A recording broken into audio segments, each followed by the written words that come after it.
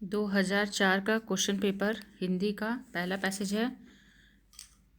आज यदि आप संसार की सारी समस्याओं का विश्लेषण करें तो इनके मूल में एक ही बात पाएंगे, मनुष्य की तृष्णा। आज यदि आप संसार की सारी समस्याओं का विश्लेषण करें तो इनके मूल में एक ही बात पाएंगे, मनुष्य की तृष्णा। यह अद्भुत तृष्णा कहीं समाप्त होने का नाम नहीं लेती। मनुष्य में सर्वत्र अभाव ही अभाव भर गया है। मनुष्य में सर्वत्र अभाव ही अभाव भर गया है। जीवन की वह परिपूर्णता कम हो गई है जो मनुष्य को याचक न बनाकर दाता बनाती है। आज उत्पादन बढ़ाने की धूम है, जीवन का स्तर ऊंचा उठाने का संकल्प मुखर है, परंतु जीवन में वह उच्छलित आनंद कैसे आएगा जो मनुष्य को संयत और संतुष्ट बना सके, इसकी चिंता किसी को नहीं है। मैं भौतिक समृद्धि के प्रयत्नों को छोटा बनाने के उद्देश्य से यह बात नहीं कह रहा हूँ। उत्पादन को बढ़ाना आवश्यक है, जीवन स्तर को ऊंचा उठाने का प्रयत्न भी श्लाघ्य है, पर इतने से समस्या का हल नहीं हो जाता। तृष्णा वह आग है जिसके पेट में जितना भी झोंक दीजिए सब भस्म हो जाएगा। उस वस्तु की खोज होनी चाहिए जो मनुष्य को छोटे प्रयोजनों में बांधने के बदले उसे प्रयोजनातीत सत्य की ओर उन्मुख करे। साहित्य और संगीत यही काम करते हैं। कला और सौंदर्य उसे इसी ओर ले जाते हैं।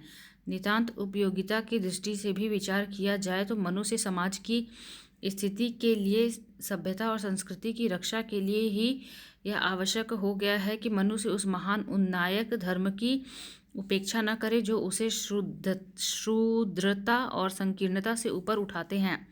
भौतिक समृद्धि को बढ़ाने का प्रयत्न होना चाहिए, पर उसे संतुलित करने के लिए साहित्य और संगीत आदि का भी बहुत प्रचार वांछनीय है। प्रयोजनों की सीमा छोड़कर पशु सुलभ आहार निद्रा के धरातल से ऊपर उठकर ही मनुष्य उस महिमा को पाता है जो उसे देवता बनाते हैं। क उपयुक्त अवतरण का भावार्थ अपने शब्दों में लिखिए। ख इस अवतरण में आए प्रयोजनातीत सत्य और महान उन्नायक धर्म का अर्थ स्पष्ट कीजिए। ग उपयुक्त अवतरण में रेखांकित अंशों की व्याख्या कीजिए।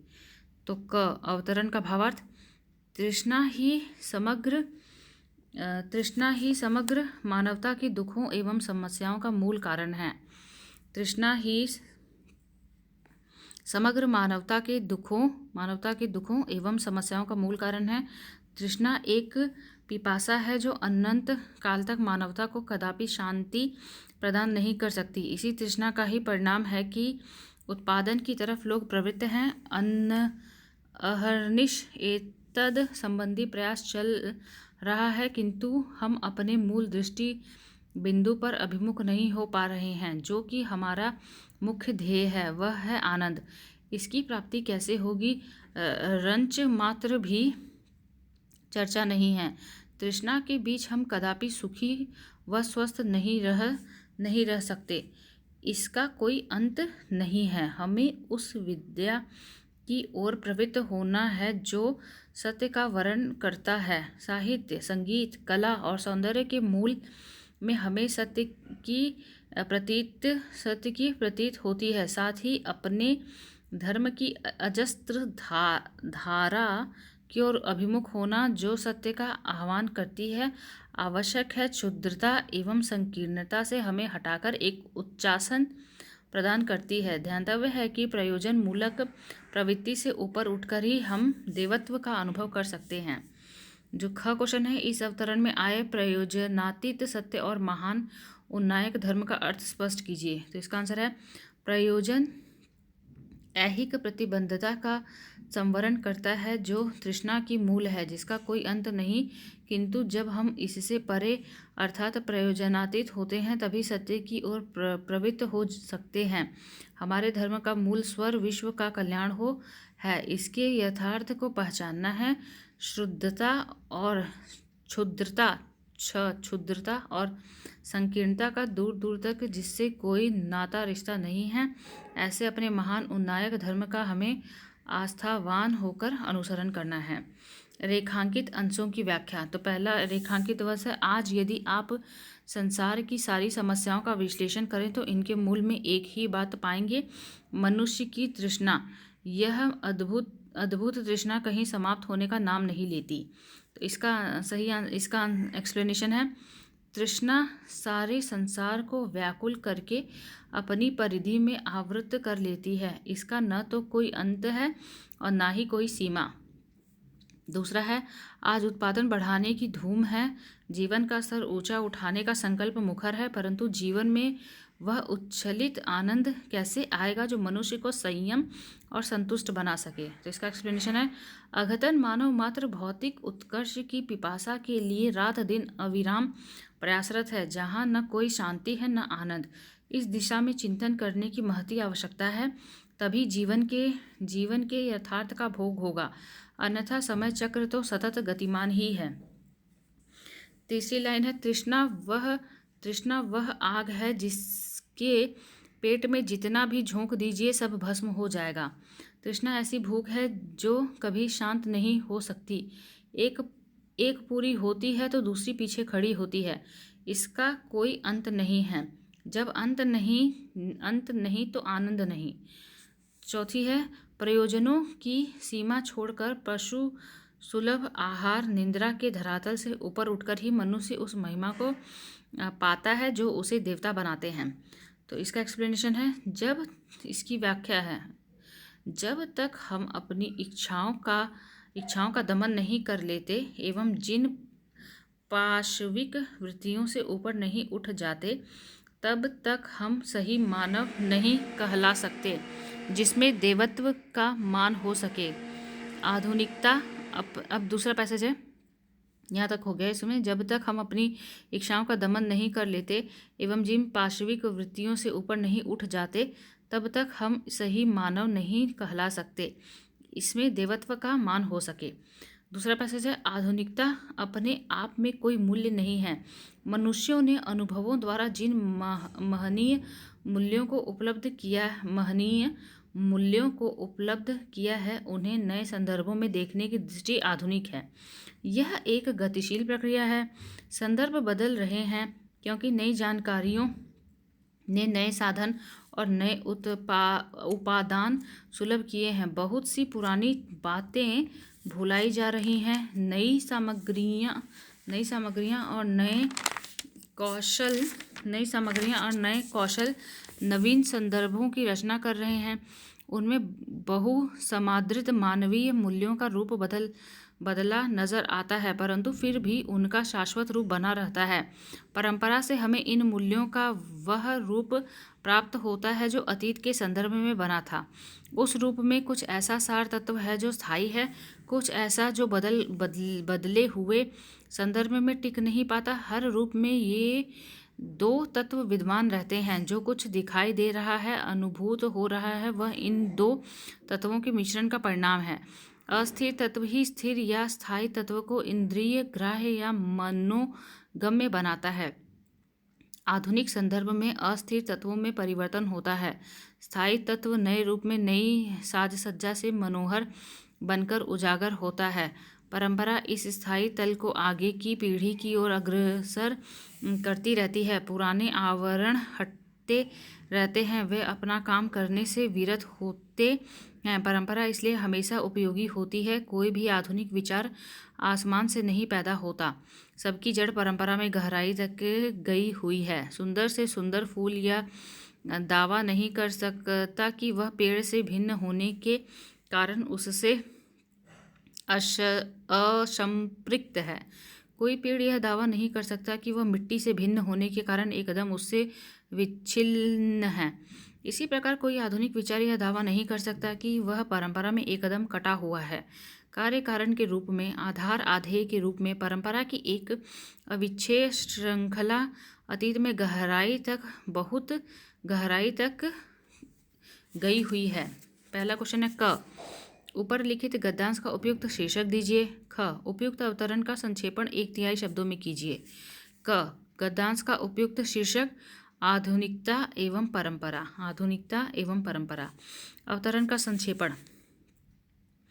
आधुनिकता एक सतत गतिशील प्रक्रिया है। आधुनिकता एक सतत गतिशील प्रक्रिया है। मानव द्वारा एक नए मूल्य की उपलब्धि को नए दृष्टिकोण से निर्देशन करने की दृष्टि को आधुनिकता कहते हैं। आधुनिकता का ही परिणाम है कि हम अपने प्राच्य मूल्यों को विस्मृत करते जा रहे हैं, किंतु विशेष ध्यातव्य यह है कि हमारे जो प्राच्य आदरणीय मानवीय मूल्य हैं अवश्य परिवर्तित परिलक्षित हो रहे हैं, किंतु उनका शाश्वत मूल्य यथावत है। परंपरा के अंतर्गत हमें उन मूल्यों का भान होता है। उन प्राच्य शाश्वत मूल्यों के दो तत्व हमें स्पष्ट नजर आते हैं, एक तो स्थायित्व और दूसरा वर्तमान संदर्भ के तहत अस्थायित्व। जो कुछ हमें अद्यतन परिलक्षित और अनुभूत हो रहा है वह इन्हीं दो तत्वों का मिश्रित परिणाम है। स्थायी तत्वों में अपने मौलिक मूल्यों की प्रतिभा का मान होता है, जबकि आधुनिक संदर्भ में अस्थिर तत्वों में परिवर्तन होता है। ये सभी तत्व हमारी एक पीढ़ी से दूसरी पीढ़ी तक सतत गतिमान रहते हैं। परंपराएं हमारे लिए सर्वदा उपादेय हुआ करती हैं। आधुनिक विचार उन्हीं के मिश्रित रूप हुआ करते हैं।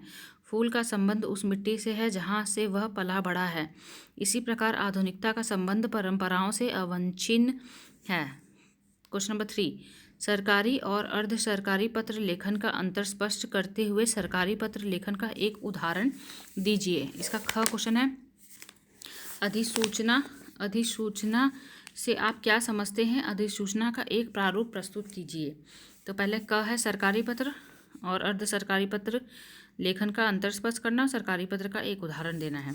सरकारी पत्र ऐसा पत्र जो सरकार के किसी एक कार्यालय से दूसरे कार्यालय को भेजा जाए और उसमें सरकार के किसी निर्णय, समस्या निदान या नीति निर्धारण को विषय बनाया गया हो, सरकारी पत्र कहलाता है। यह पत्र एक निश्चित ढांचे में ढला होता है। इसकी सामग्री बिल्कुल तथ्यपरक, संयत, स्पष्ट और सर्वदा शुद्ध होती है। पत्र में लेखन की कोई बात न होकर तर्क संगत एवं विधि संगत कथन मात्र होता है। पत्र की सारी सामग्री यथार्थपरक तथ्यों, नियमों और उपनियमों के बंधन में बंधी होती है। सरकारी पत्र की महत्वपूर्ण विशेषताएं। पत्र के प्रारंभ में शब्द प्रेषक लिखकर पत्र का प्रारंभ किया जाता है। प्रेषक का नाम देकर उसके पदनाम का भी उल्लेख किया जाता है। जिसे पत्र भेजा जा रहा है उसके पदनाम को लिखने के पूर्व शब्द सेवा में लिखा जाता है। तत्पश्चात जिसे पत्र भेजा जा रहा है उसके पदनाम का उल्लेख करते हुए उस शहर, कस्बा या गांव का भी उल्लेख करना आवश्यक होता है। अन्यथा लिफाफे में पत्र भेजते समय स्टेशन, शहर आदि का उल्लेख न हो पाने से पत्र यथास्थान न जा सकेगा। पत्र के हाशिए में उस विभाग के अनुभाग का उल्लेख हो जाना आवश्यक है ताकि पत्र गंतव्य स्थान पर जाकर पाठक को तुरंत इंगित कर दे कि किस विभाग के किस अनुभाग से पत्र आया है। पत्र में विषय शब्द लिखकर संक्षेप में उस विषय का उल्लेख भी किया जाता है। विषय वस्तु का उल्लेख पत्र में है। तत्पश्चात शब्द महोदय या महोदया जैसी भी स्थिति हो प्रयुक्त करके ही पत्रारंभ किया जाता है। विषय का उल्लेख ऊपर हो जाने की स्थिति में पत्र प्रारंभ करते समय उपयुक्त विषयक या उपयुक्त विषय पर शब्दों का उल्लेख करते हुए पत्र प्रारंभ करना अच्छा माना जाता है। कभी कभी मूल पत्र पर हस्ताक्षरकर्ता मुख्य सचिव, सचिव, विशेष सचिव, संयुक्त सचिव आदि हुआ करते हैं। ऐसे में पृष्ठांकन नीचे के किसी अधिकारी द्वारा भी हस्ताक्षरित करके भेज दिया जाता है। शासन के पत्रों में प्रारंभ में लिखा जाता है कि मुझे यह कहने का निर्देश हुआ है। जैसा कि ऊपर कहा गया है, पत्र अक्सर लंबे हो जाने की स्थिति में यह अवश्य ध्यान में रहे कि बार बार एवं कई स्थानों पर रेखांकित शब्दों की पुनरावृत्ति न हो। अर्ध सरकारी पत्र जब एक कार्यालय से एक अधिकारी किसी दूसरे कार्यालय से के किसी अन्य अधिकारी को व्यक्तिगत रूप से किंतु सरकारी कार्य के निमित्त ही पत्र लिखकर उक्त अधिकारी का विशेष ध्यान संबंधित विषय की ओर आकर्षित करता है तो ऐसा पत्र अर्ध सरकारी पत्र कहा जाता है। अर्ध सरकारी पत्र डेमी ऑफिशियल लेटर की अधोलिखित विशेषताएं होती हैं। सरकारी कार्य के संदर्भ में एक अधिकारी दूसरे अधिकारी को किसी तथ्य की ओर ध्यान दिलाने, आपस में सलाह मशविरा करने तथा स्पष्टीकरण एवं सूचनाओं का आदान प्रदान करने के लिए अर्ध सरकारी पत्र लिखता है। दूसरा, कार्य सरकारी होते हुए भी पत्र का स्वरूप व्यक्तिगत होता है। इसमें उत्तम पुरुष और मध्यम पुरुष शैली अपनाई जाती है। कभी कभी यह पत्र गोपनीय भी होता है। कुछ कार्यालयों में अर्ध सरकारी पत्रों हेतु छपे पैड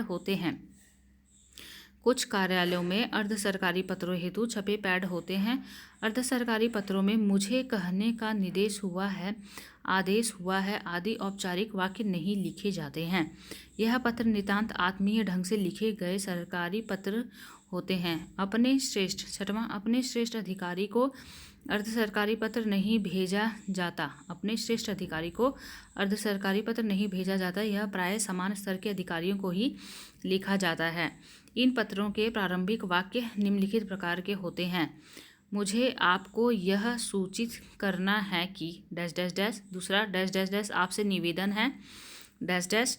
आपका ध्यान डैश डैश की ओर आकृष्ट करते हुए मुझसे यह निवेदन करने की अपेक्षा की गई है कि डैश डैश। मुझे आपसे यह कहने का अनुरोध करने की अपेक्षा की गई है कि डैश डैश। कृपया इस कार्यालय के पत्र संख्या डैश डैश दिनांक डैश डैश का अवलोकन करें। सरकारी पत्र का उदाहरण संख्या कार्मिक 1। प्रेषक अबस अनुसचिव उत्तर प्रदेश शासन सेवा में सचिव जिला चयन गोरखपुर। कार्मिक अनुभाग दिनांक 27 जनवरी 2006। विषय समिति द्वारा चयनित अभ्यर्थियों की सूची के संबंध में महोदय। उपयुक्त विषय आपके पत्रांक जी से संख्या 16/2024 दिनांक 22 जनवरी 2006 के संदर्भ में मुझे यह कहने का निर्देश हुआ है कि समिति द्वारा अभ्यर्थियों की चयनित सूची शासनादेश दिनांक 5 मार्च 2005 के अनुसार 1 वर्ष तथा आवश्यकता अनुसार 3 महीने तक और प्रभावी रखने का प्रावधान है तथा जब वास्तविक रिक्तियों का केवल 25% से अधिक व्यक्तियों को चुनने की व्यवस्था है तब यह अपेक्षा की जाती है कि उक्त 15 महीनों में चयन किए गए सभी अभ्यर्थियों को उपलब्ध रिक्तियों में अथवा संभावित रिक्तियों में बखूबी खपाया जा सके। अनिश्चित काल तक चयन सूची का प्रभावी रखना उचित न होगा। संख्या 7/15/2005 कार्मिक 1।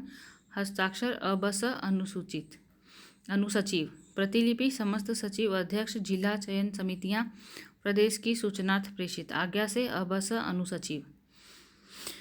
ख क्वेश्चन था अधिसूचना से आप क्या समझते हैं? अधिसूचना का एक प्रारूप प्रस्तुत कीजिए।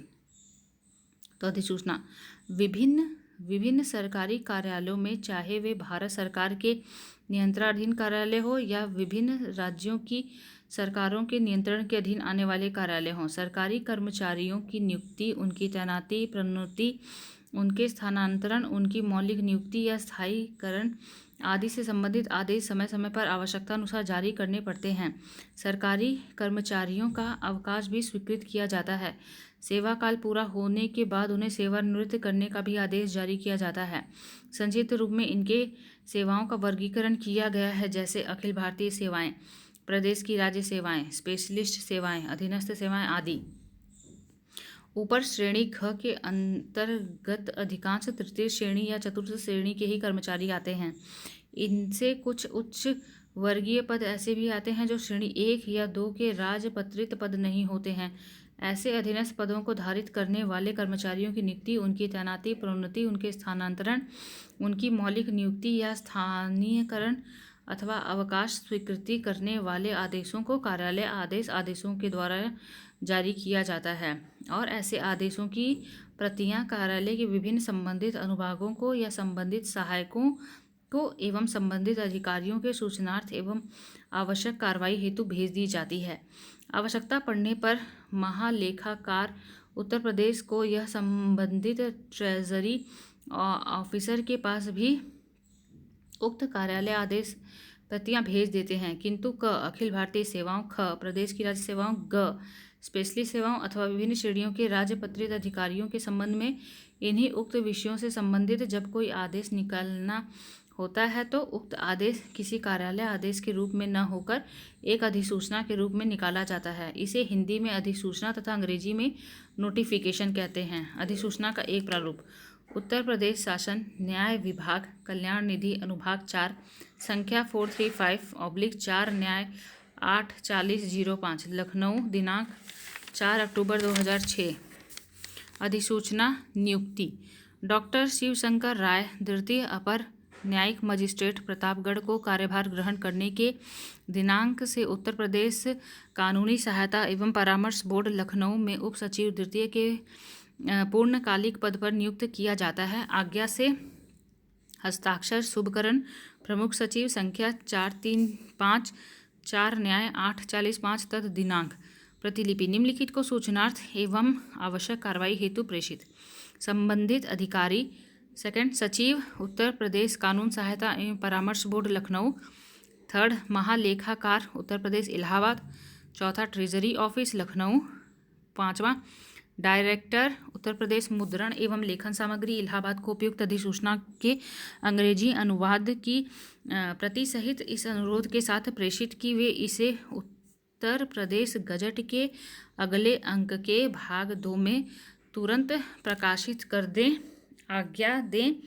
आज्ञा से हस्ताक्षर शुभकरण प्रमुख सचिव। आज्ञा से हस्ताक्षर शुभकरण प्रमुख सचिव।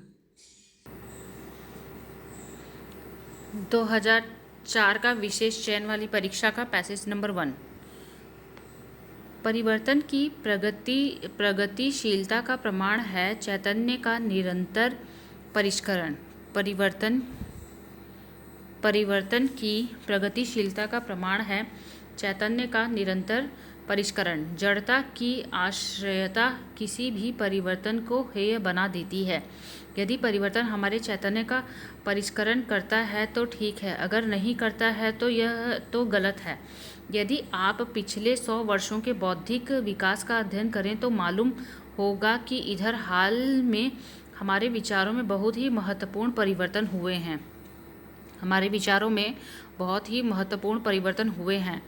19वीं शताब्दी के यूरोपीय विद्वानों में जो प्रबल ज्ञान पिपासा जागृत हुई थी, उसने अनेक वादानुवादों के बाद जो उत्पन्न प्रबल संस्कार मनुष्य चित्त में स्थापित किए। प्रथम तो यह संसार में सब कुछ क्रमशः विकसित होता आ रहा है, कुछ भी जैसा है वैसा बनकर नहीं आया। मनुष्य का मन, उसकी बुद्धि, उसके संस्कार, उसके धर्म मत सब कुछ क्रमशः विकसित हुए हैं। उसके धार्मिक और आध्यात्मिक विश्वासों का भी विकास क्रमशः ही हुआ है। सृष्टि परंपरा में मनुष्य का विकास एक अद्भुत घटना है। वह इस सृष्टि प्रक्रिया की सबसे उत्तम, सबसे सुकुमार और सबसे शक्तिशाली और इसलिए सबसे आदरास्पद और महत्वपूर्ण देन है। इस विचार पद्धति को ऐतिहासिक दृष्टि नाम दिया गया है। उपयुक्त गदावतरण का भावार्थ अपने शब्दों में लिखिए। इस गदावतरण में आए चैतन्य का परिष्करण तथा ऐतिहासिक दृष्टि का अर्थ स्पष्ट कीजिए।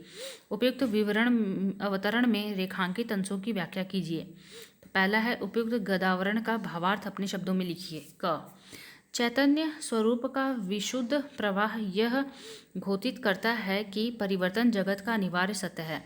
चैतन्य स्वरूप का विशुद्ध प्रवाह यह घोषित करता है कि परिवर्तन जगत का अनिवार्य सत्य है।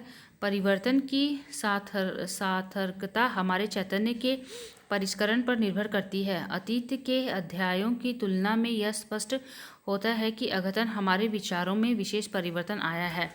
19वीं शताब्दी के यूरोपीय विद्वानों की उत्कृष्ट ज्ञान अभिलाषा के विभिन्न सोपानों के तहत मानव चित्त में संस्कार के रूप में अपना स्थान ग्रहण किया। संसार की गति अनवरत विकासशील है, किंतु जहाँ तक उसकी अपनी मौलिकता का प्रश्न है, वह यथावत है, किंतु मानव मन, बुद्धि, संस्कार, धर्म एवं मत सब कुछ क्रमशः विकसित हुए हैं। इसी विकास की अनवरत धारा में व्यक्ति के धार्मिक एवं आध्यात्मिक विश्वासों का भी आधार क्रमशः ही हुआ है। सृष्टि के समग्र विकास में मानव विकास की घटना एक आदरणीय है। इस विचार पद्धति को ऐतिहासिक दृष्टि नाम से अभिहित किया गया है। सेकंड क्वेश्चन है, इस गद्यावतरण में आए चैतन्य का परिष्करण तथा ऐतिहासिक दृष्टि का अर्थ स्पष्ट कीजिए। चैतन्य का परिष्करण। चैतन्य का आशय यह नहीं कि वह पूर्ण संस्कृत निष्ठ विवेक युक्त हो ही, उसका अनवरत परिष्करण ही उसकी जीवंतता का उद्बोधन है, जो परिवर्तन की गतिशीलता का प्रमाण है। परिवर्तन का भाव हमारे चैतन्य के परिष्करण से ही है। ऐतिहासिक दृष्टि। सृष्टि परंपरा में मानव विकास की घटना वास्तव में एक अद्भुत घटना है। मानव मन, बुद्धि, संस्कार, धर्म, यहाँ तक कि उसके धार्मिक एवं आध्यात्मिक विश्वास आदि भी क्रमशः ही विकसित हुए हैं। वह इस समग्र सृष्टि प्रक्रिया की सर्वाधिक शक्तिशाली, उत्तम एवं सुकुमार है, अतः एवं सर्वाधिक आदरणीय है। इस विचार पद्धति को ऐतिहासिक दृष्टि इस नाम से अभिहित किया गया है।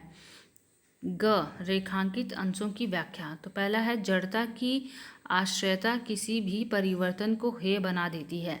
इसका एक्सप्लेनेशन है, चेतनता का निरंतर परिष्करण ही परिवर्तन की प्रगतिशीलता का घोतक है। किसी भी चीज़ की स्थिरता उसके परिवर्तन की हीनता का घोतक है। दूसरा, 19वीं शताब्दी के यूरोपीय विद्वानों में जो प्रबल ज्ञान पिपासा जागृत हुई थी, उसने अनेक वादानुवादों के बाद जो दो उत्पन्न प्रबल संस्कार मनुष्य चित्त में स्थापित किए। तो इसका एक्सप्लेनेशन है, यूरोप के प्रबुद्ध वर्ग के बीच 19वीं शताब्दी में उत्कट ज्ञान पिपासा का प्रादुर्भाव हुआ, जिसके परिणाम स्वरूप अनेक गोष्ठियों के संचालन हुए।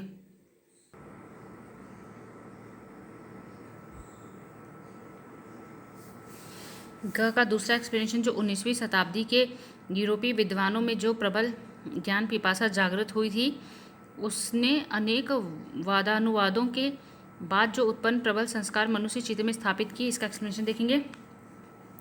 यूरोप के प्रबुद्ध वर्ग के बीच 19वीं शताब्दी में उत्कट ज्ञान पिपासा का प्रादुर्भाव हुआ, जिसके परिणाम स्वरूप अनेक गोष्ठियों के संचालन हुए।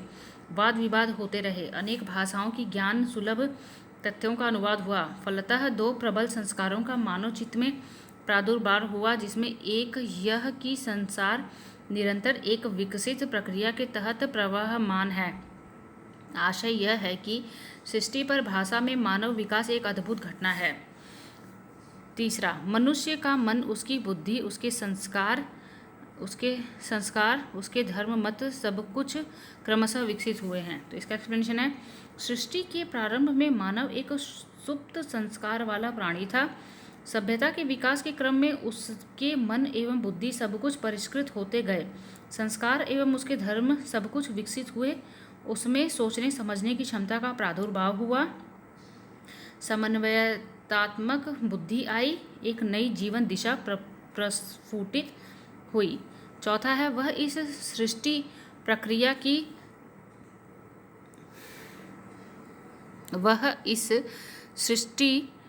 प्रक्रिया की सबसे उत्तम, सबसे सुकुमार और सबसे शक्तिशाली और इसलिए सबसे आदरास्पद और महत्वपूर्ण देन है।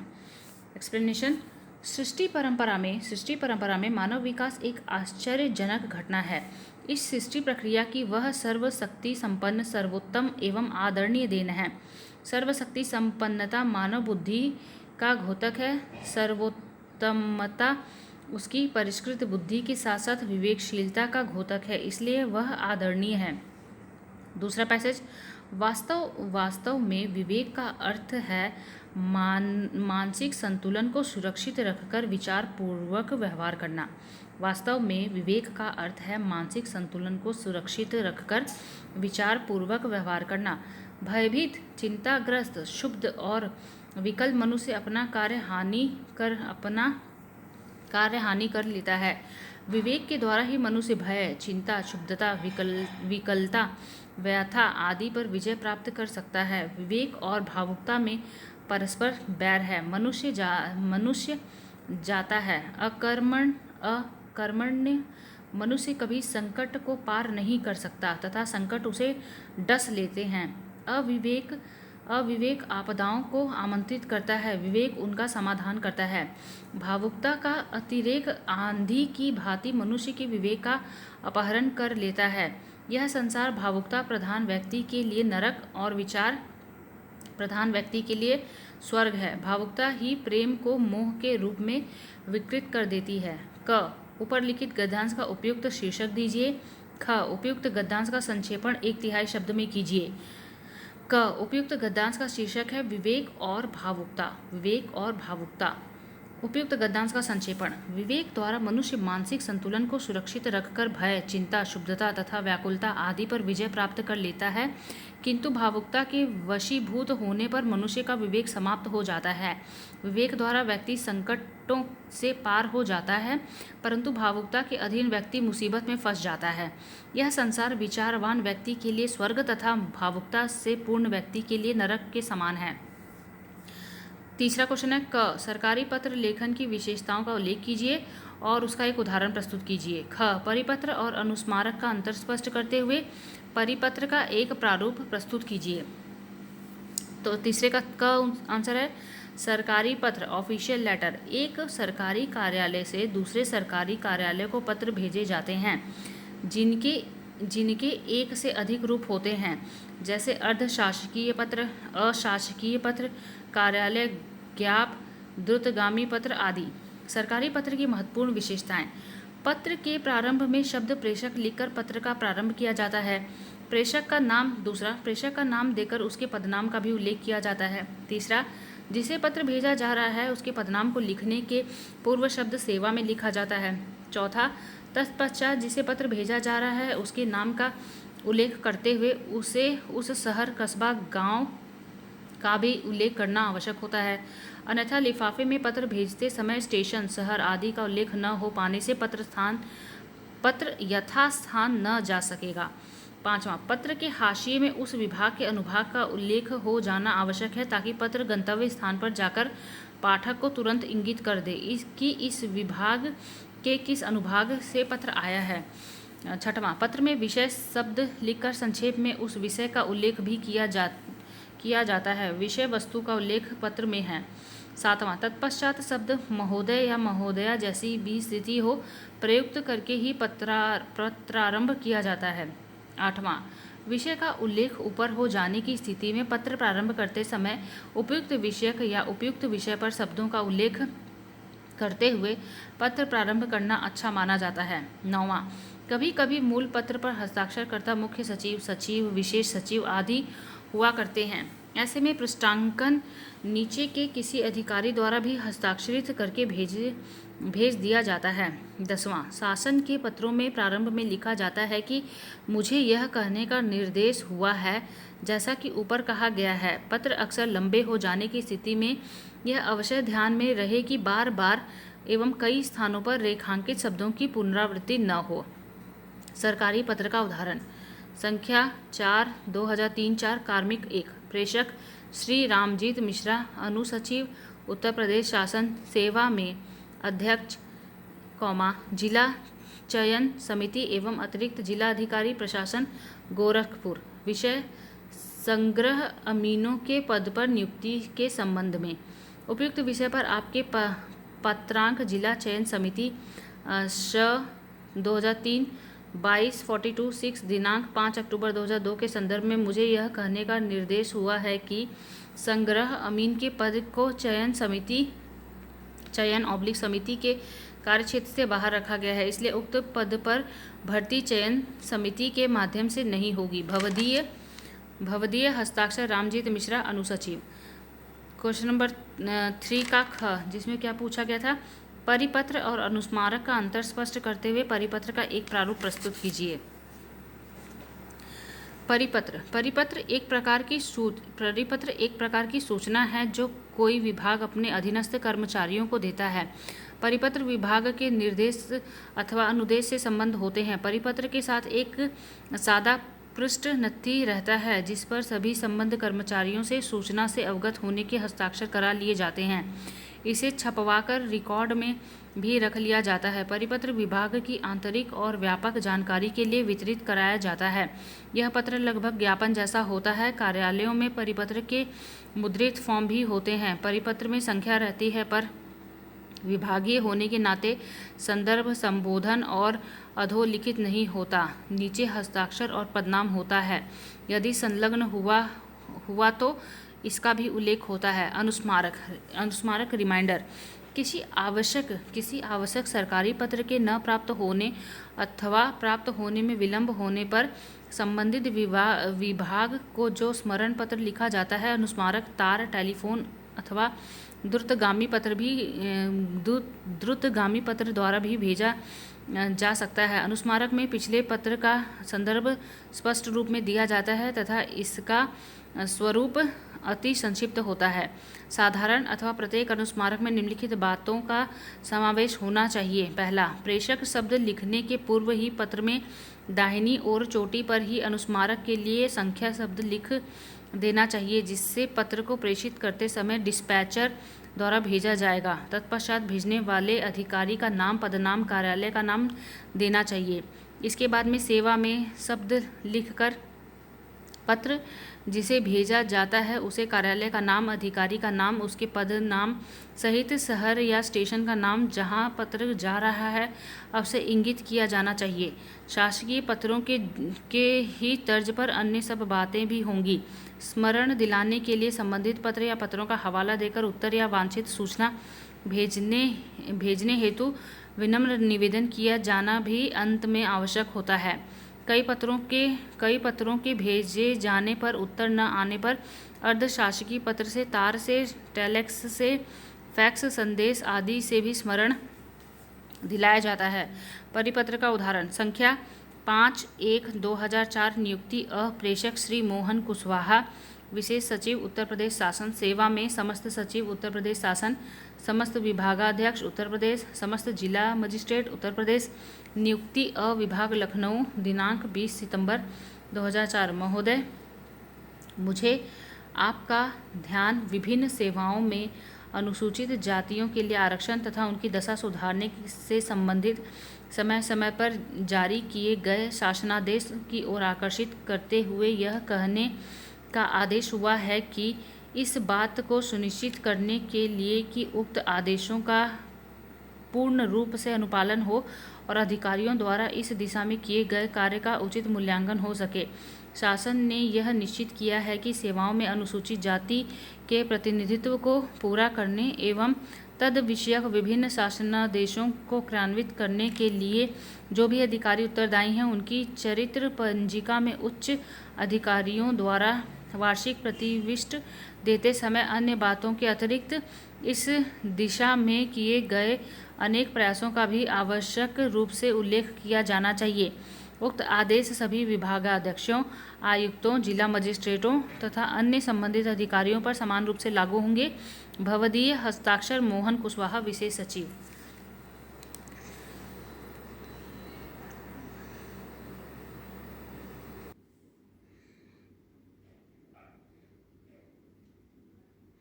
दो 2005 का पहला पैसेज है 1। अनंत रूपों में प्रकृति हमारे सामने आती है। अनंत रूपों में प्रकृति हमारे सामने आती है, कहीं मधुर सुसज्जित या सुंदर रूप में, कहीं रूखे बेडोल या कर्कश रूप में, कहीं भव्य विशाल या विचित्र रूप में और कहीं उग्र कराल या भयंकर रूप में। सच्चे रचनाकार का हृदय उसके उन सब रूपों में लीन होता है, क्योंकि उसके अनुराग का कारण अपना खास सुख भोग नहीं बल्कि चिर साहचर्य द्वारा प्रतिष्ठित वासना है, जो केवल प्रफुल्ल प्रसून प्रसाद के सौरभ संचार, मकरंद लोलुप मधुकर के गुंजार, कोकिल कूजित निकुंज और शीतल सुख स्पर्श समीर की ही चर्चा किए करते हैं। थोड़ा पानी ग्लास में भर देना तो। वे विषयी या भोग लिप्सु हैं। इसी प्रकार जो केवल मुक्ताभास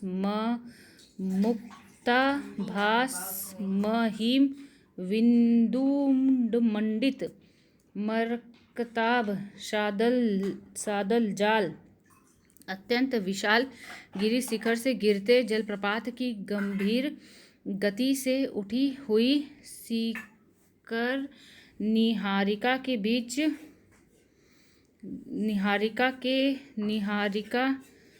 बीच विविध वर्ण स्फुरण की विशालता, भव्यता और विचित्रता में ही अपने हृदय के लिए कुछ पाते हैं। वे तमाशबीन हैं, सच्चे भावुक या सहृदय नहीं। प्रकृति के साधारण असाधारण सब प्रकार के रूपों को देख रखने वाले वर्णन हमें वाल्मीकि, कालिदास, भवभूति इत्यादि संस्कृत के प्राचीन कवियों में मिलते हैं। पिछले खेमे के कवियों ने मुक्तंत रचना में तो अधिकतर प्राकृतिक वस्तुओं का अलग अलग उल्लेख केवल उद्दीपन के दृष्टि से किया है। प्रबंध रचना में थोड़ा बहुत संश्लिष्ट चित्रण किया है, वह प्रकृति की विशेष रूप विभूति को लेकर ही। क उपयुक्त गद्यांश का भावार्थ अपने शब्दों में लिखिए। ख ऊपर लिखित अवतरण के आधार पर प्रकृति और काव्य का संबंध स्पष्ट कीजिए। ग उपयुक्त गद्यांश के रेखांकित अंशों की व्याख्या कीजिए। क गद्यांश का भावार्थ। प्रस्तुत गद्यांश आचार्य रामचंद्र शुक्ल के निबंध संग्रह चिंतामणि में संकलित कविता क्या है निबंध के कविता और सृष्टि प्रसंग से उद्धृत है। लेखक का मत है कि प्रकृति अपने अनंत रूपों के साथ मनुष्य को आदिकाल से ही आकर्षित तो कभी भयभीत और चिंतातुर करती रही है। मनुष्य के जीवन के सभी पक्षों सुख दुख, हर्ष शोक, राग विराग, संपन्नता विपन्नता में प्रकृति किसी न किसी रूप में सहचर रही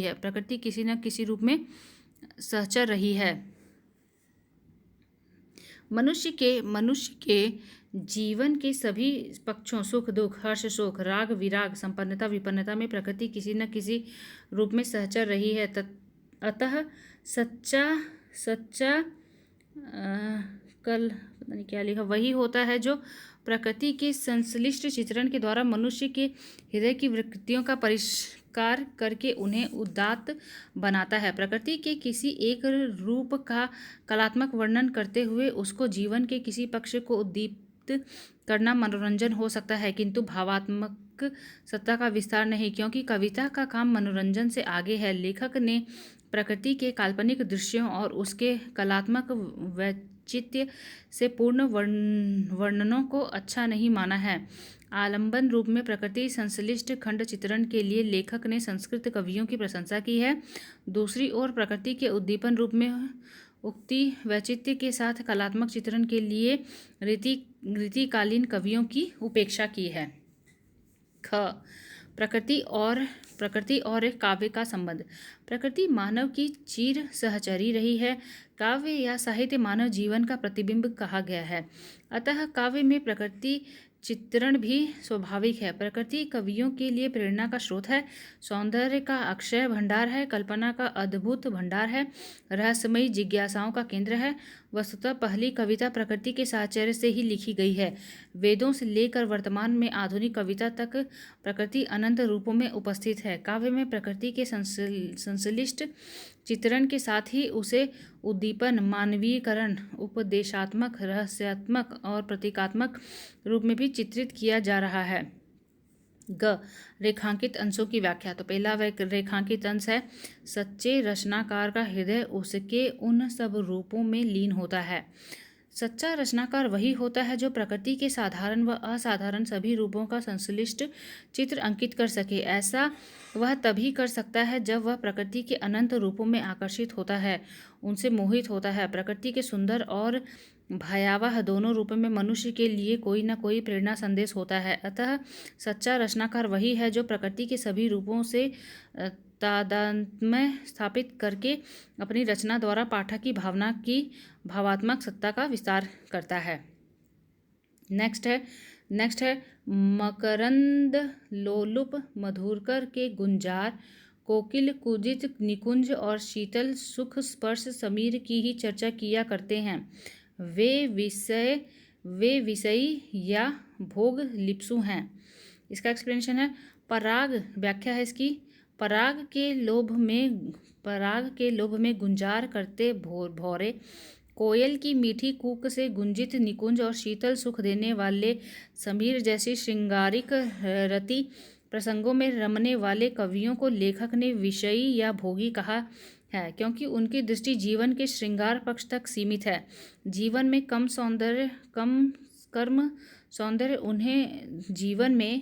सौंदर्य उन्हें नहीं दिखाई पड़ता है। ऐसे में वे प्रकृति के भी केवल मधुर आकर्षण का वर्णन इंद्रिय सुख को उद्दीपित करने के लिए करते हैं।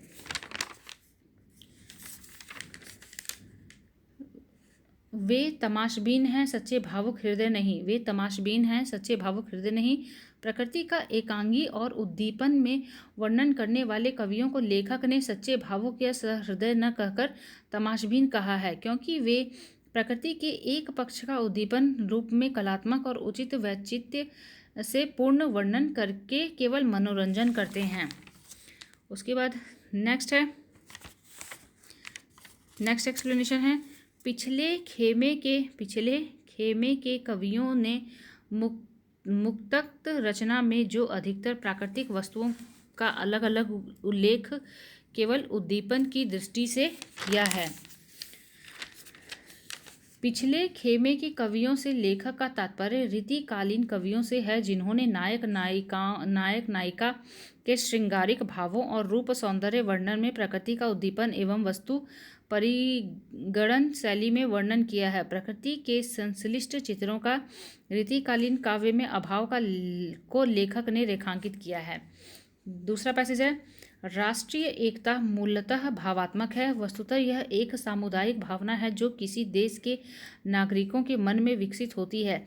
जब किसी राष्ट्र अथवा देश के नागरिक पारंपरिक एकत्व का अनुभव करते हैं, सुख दुख में साझीदार होते हैं, समष्टि की कल्याण साधना में संलग्न होते हैं तथा राष्ट्रहित के लिए सर्वस्व बलिदान करने को तत्पर होते हैं, तब उनमें वास्तविक राष्ट्रीय एकता के दर्शन होते हैं। राष्ट्रीय उत्थान एवं राष्ट्रीय संकट की घड़ी में जब सारा राष्ट्र एक तन एक मन होकर खड़ा हो जाता है, तब राष्ट्रीय एकता का जीवन रूप निखरता है। सच तो यह है कि राष्ट्रीय एकता ही राष्ट्र की आत्मा होती है।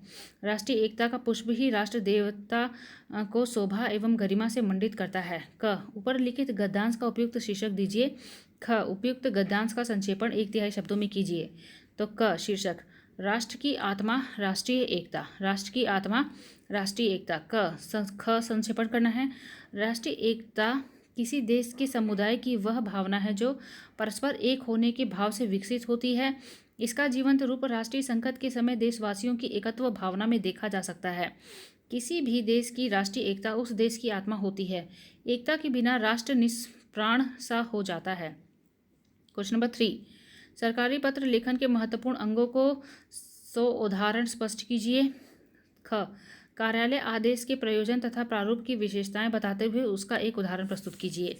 तो पहले क है, सरकारी पत्र लेखन के महत्वपूर्ण अंगों का उदाहरण स्पष्ट करना है। ऐसा पत्र जो सरकार के किसी एक कार्यालय से दूसरे कार्यालय को भेजा जाए और उसमें सरकार के किसी निर्णय, समस्या निदान या नीति निर्धारण को विषय बनाया गया हो, सरकारी पत्र कहलाता है। यह पत्र एक निश्चित ढांचे में ढला होता है।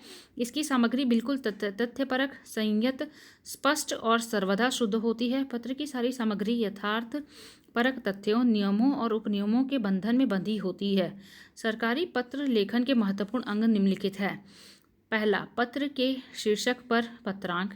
दूसरा, पत्र की बाईं ओर प्रेषक में पत्र भेजने वाले का नाम, पद, विभाग और कार्यालय का नाम। तीसरा, प्रेषक के नीचे पत्र के बाईं ओर ही सेवा में या प्रति लिखते हुए पत्र पाने वाले का नाम, पद, विभाग और कार्यालय का नाम। चौथा, पत्र के दाईं ओर स्थान व दिनांक। पांचवा, संदर्भ या विषय के अंतर्गत पत्र में लिखे जाने वाले विषय का संक्षिप्त संकेत। छठवां, संबोधन के लिए महोदय शब्द का प्रयोग। सातवां, पत्र की विषय वस्तु क्रमानुसार। आठवां, अंत में दाईं ओर भवदीय लिखते हुए नीचे प्रेषक के हस्ताक्षर, पूरा नाम व पदनाम। नौवां, पृष्ठांकन में पत्र की प्रतिलिपि सूचनार्थ अथवा आवश्यक कार्रवाई हेतु जिन्हें भेजी जानी है उनके पद नाम व विभाग का नाम, पता। 10वां, पृष्ठांकन के बाद दाईं ओर पुनः प्रेषक अधिकारी के हस्ताक्षर, नाम व पदनाम। उदाहरण, पत्रांक, प्रेषक, अबस, सचिव, कार्मिक, उत्तर प्रदेश शासन, लखनऊ। सेवा में समस्त विभागाध्यक्ष, उत्तर प्रदेश, लखनऊ। दिनांक, विषय, महोदय, मुझे यह कहने का निर्देश हुआ है कि डैश डैश डैश। भवदीय हस्ताक्षर, अबस, सचिव। पृष्ठांकन, प्रतिलिपि निम्नांकित को सूचनार्थ एवं आवश्यक कार्रवाई हेतु प्रेषित। First second. आज्ञा से अबस, सचिव। ख क्वेश्चन था, उप कार्यालय आदेश के प्रयोजन तथा प्रारूप की विशेषताएं बताते हुए उसका एक उदाहरण प्रस्तुत कीजिए। कार्यालय आदेश। कार्यालय आदेश किसी कार्यालय के आंतरिक प्रशासन से संबंध होता है। इसके माध्यम से किसी कर्मचारी की दक्षता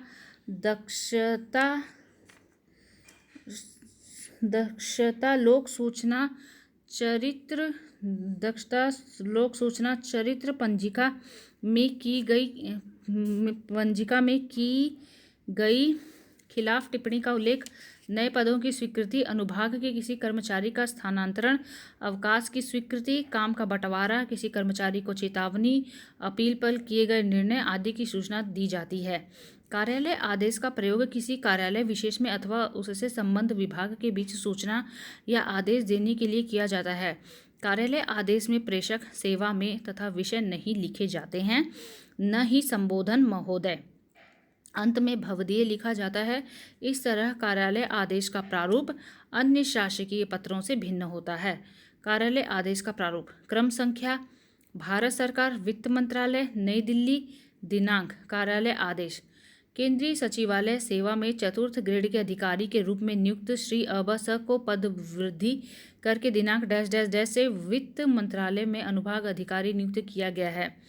नए आदेश होने तक उनकी नियुक्ति सामान्य अनुभाग में कर दी गई। हस्ताक्षर, क ख ग, अवर सचिव, भारत सरकार। प्रतिलिपि, श्री अबस को सूचनार्थ। 2006 का पैसेज। आज का जीवन सर्वथा विशृंखल और अव्यवस्थित है। आज का जीवन सर्वथा विशृंखल और अव्यवस्थित है। जीवन मूल्यों की इतनी बड़ी अराजकता शायद ही पहले कभी सामने आई हो।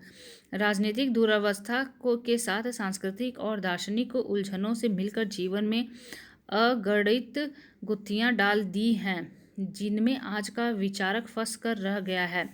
इस प्रकार के राजनीतिक विप्लव पहले भी आए, परंतु मानव जीवन पर उनका उतना सर्वव्यापी प्रभाव नहीं पड़ा। इसका कारण यह है कि पहले राजनीति और संस्कृति प्राय स्वतंत्र थी, आज वे एक दूसरे से गुथ गई हैं। राजनीतिक विप्लव ने भयंकर आध्यात्मिक विप्लव को जन्म दिया है। आज न तो अध्यात्म दर्शन में विश्वास है, न भौतिक दर्शन में। विज्ञान ने ईश्वर विषयक विश्वास तो दिला दिया है, अपने में विश्वास जमाने में वह असफल रहा। समाज की प्राचीन व्यवस्था भंग हो गई है, परंतु नवीन व्यवस्था दूर दूर तक दिखाई नहीं देती। पहला, रेखांकित अंशों की व्याख्या कीजिए। दूसरा, उपयुक्त गद्यांश का भावार्थ अपने शब्दों में लिखिए।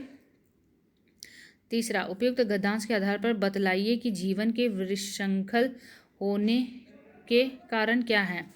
तो रेखांकित अंशों की व्याख्या कीजिए। तो पहला क्वेश्चन, रेखांकित अंशों की व्याख्या। तो पहला रेखांकन है, पहले राजनीति और संस्कृति प्राय स्वतंत्र थी। एक्सप्लेनेशन, राजनीतिक उतार चढ़ाव के बीच हमारी संस्कृति पर कोई ऐसा प्रभाव निर्दिष्ट नहीं हुआ है कि हमारे मूल्य तिरोहित हो जाएं। कारण यह था कि राजनीति और संस्कृति के बीच कोई हस्तक्षेप नहीं था, वे एक दूसरे से स्वतंत्र थे, किंतु आज विपरीत स्थिति हो गई है। दूसरा रेखांकन है, राजनीतिक विप्लव ने भयंकर आध्यात्मिक विप्लव को जन्म दिया है। राजनीति का धर्म पर बढ़ता प्रभाव इसके मूल को ऐसा चोटिल बना दिया है कि इसकी शाखाएं प्रक्षुब्ध होती जा रही हैं। इसकी जीवंतता को खतरा पैदा हो गया है। तीसरा है, विज्ञान ने ईश्वर विषयक विश्वास तो दिला दिया है, अपने में विश्वास जमाने में वह असफल रहा।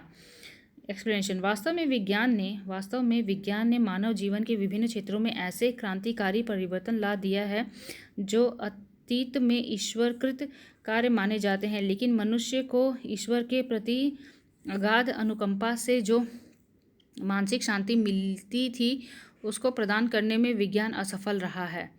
उपयुक्त गद्यांश का भावार्थ। अतीत की तुलना में यदि वर्तमान परिदृश्य का मूल्यांकन किया जाए तो सर्वदा यह स्पष्ट होता है कि मानवीय मूल्य एवं संवेदनाएं शून्य हो चुकी हैं। प्रेम बंधुत्व मर चुका है। राजनीति की छांव में संस्कृति की श्वास मंद से मंदतर होती जा रही है। जहाँ तक पूर्ववर्ती राजनीति का प्रश्न है, वह धर्म प्राण थी। वह विवेक का संबल लिए हुए कदम से कदम मिलाकर चलती रही, किंतु अधुनातन राजनीति ने संस्कृति का गला ही घोट दिया है, जिससे हमारे संस्कार बुझ गए हैं। परिणाम यह हुआ कि न तो हमें आध्यात्मिक ही रह गए और न तो हम आध्यात्मिक ही रह गए और न ही भौतिक ही। जीवन के विशृंखल होने का कारण पूछा है ना क्वेश्चन में कि उपयुक्त गद्यांश के आधार पर बतलाइए कि जीवन के विशृंखल होने का कारण क्या है। तो जीवन के विशृंखल होने का कारण, वर्तमान में जीवन की विशृंखलता तथा अव्यवस्था का प्रमुख कारण जीवन मूल्यों की अराजकता, राजनीतिक दुर्व्यवस्था से उत्पन्न होने वाली सांस्कृतिक एवं आध्यात्मिक उलझनें तथा नैतिकता विहीन राजनीति व संस्कृति का पारस्परिक घालमेल है। दूसरा पैसेज। विशुद्ध लज्जा अपने विषय में दूसरे की ही हीन भावना पर दृष्टि रखने से होती है। विशुद्ध लज्जा अपने विषय में दूसरे की ही हीन भावना पर दृष्टि रखने से होती है। अपनी बुराई, मूर्खता, तुच्छता इत्यादि का एकांत अनुभव करने से वृत्तियों में जो शैथिल्य आता है उसे ग्लानि कहते हैं। इसे अधिकतर उन लोगों को भोगना पड़ता है जिनका अंतःकरण सत्व प्रधान है, जिनके संस्कार सात्विक होते हैं, जिनके भाव कोमल और उदार होते हैं, जिनका हृदय कठोर होता है, जिनकी वृत्ति क्रूर होती है, जो सिर से पैर तक स्वार्थ में निमग्न होते हैं। उन्हें संसार में इतनी बाधाएं, इतनी कठिनाइयां, इतने कष्ट होते हैं कि ऊपर से इसकी न इतनी ज़रूरत रहती है न जगह। मन में ग्लानि आने के लिए यह आवश्यक नहीं कि जो हमारी बुराई, मूर्खता, तुच्छता आदि से परिचित हो या परिचित समझे जाते हों उनका सामना हो। हम अपना मुंह न दिखलाकर लज्जा से बच सकते हैं, पर ग्लानि से नहीं। क ऊपर लिखित गद्यांश का उचित शीर्षक दीजिए। ख उपयुक्त गद्यांश का संक्षेपण 1/3 शब्दों में कीजिए। क गद्यांश का शीर्षक लज्जा और ग्लानि। लज्जा और ग्लानि। गद्यांश का संक्षेपण। स्वयं के प्रति हीन, तुच्छ तथा अज्ञानता की अनुभूति से उत्पन्न वृत्ति शैथिल्य ही ग्लानि है।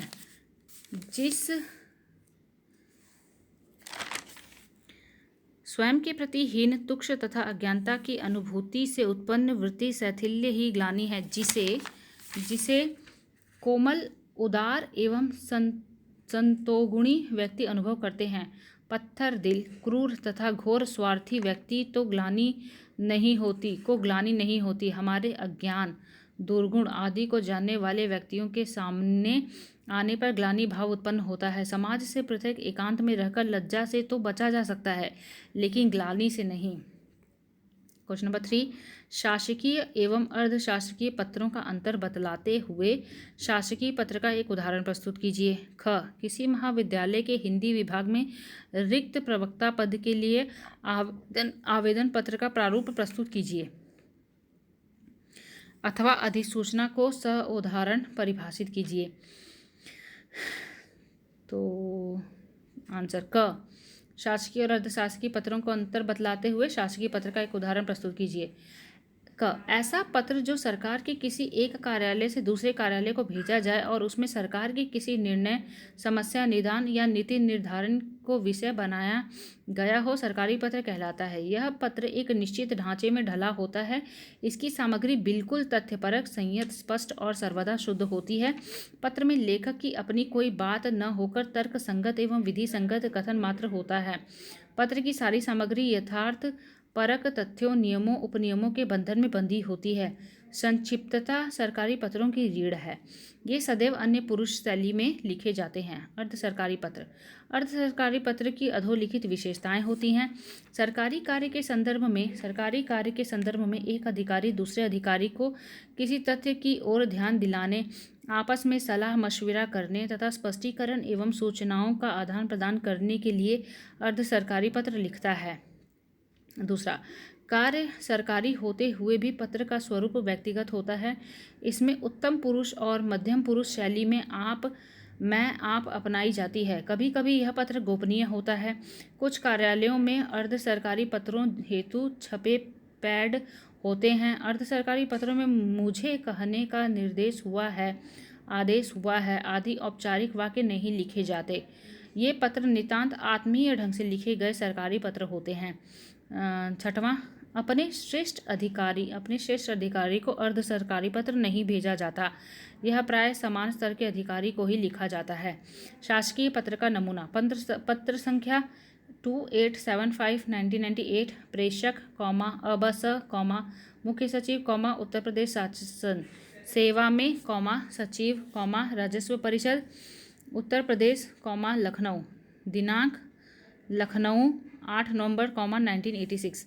विषय अनुशासनिक कार्यवाही में अभिलेखीय साक्ष्यों के लिए प्रस्तुत किए जाने वाले विधिक अधिकारी की उपस्थिति। महोदय, उपयुक्त विषय पर शासनादेश संख्या 113/2 1980 दिनांक 30 जनवरी 1981 के पैरा 1 की ओर आपका ध्यान आकर्षित करते हुए मुझे आपको सूचनार्थ उत्तर प्रदेश अधिनियम संख्या की एक प्रति भेजते हुए यह कहने का निर्देश हुआ है कि उक्त अधिनियम विधानमंडल द्वारा पारित हो चुका है तथा उसकी एक अधिकृत प्रति उत्तर प्रदेश गजट दिनांक 28 सितंबर 1980 में शासन की ओर से प्रकाशित की गई है।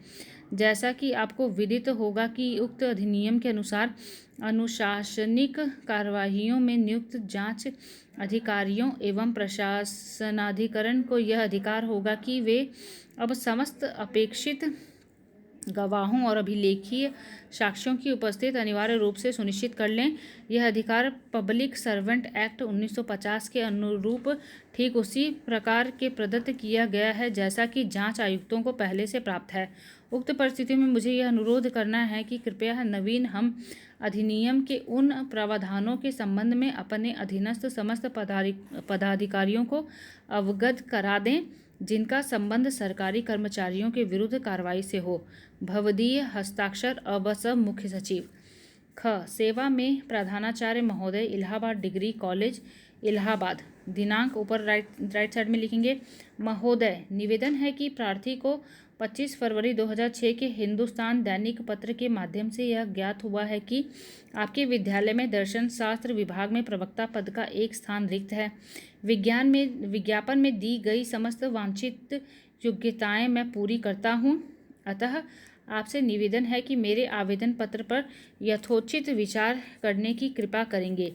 प्रार्थी, अबस 2, गोविंदपुर, इलाहाबाद। अथवा अधिसूचना जो पूछा था, अधिसूचना को उदाहरण परिभाषित कीजिए। ये क्या था? ये था किसी महाविद्यालय के हिंदी विभाग में रिक्त प्रवक्ता पद के लिए आवेदन पत्र का प्रारूप। अधिसूचना नियुक्तियों,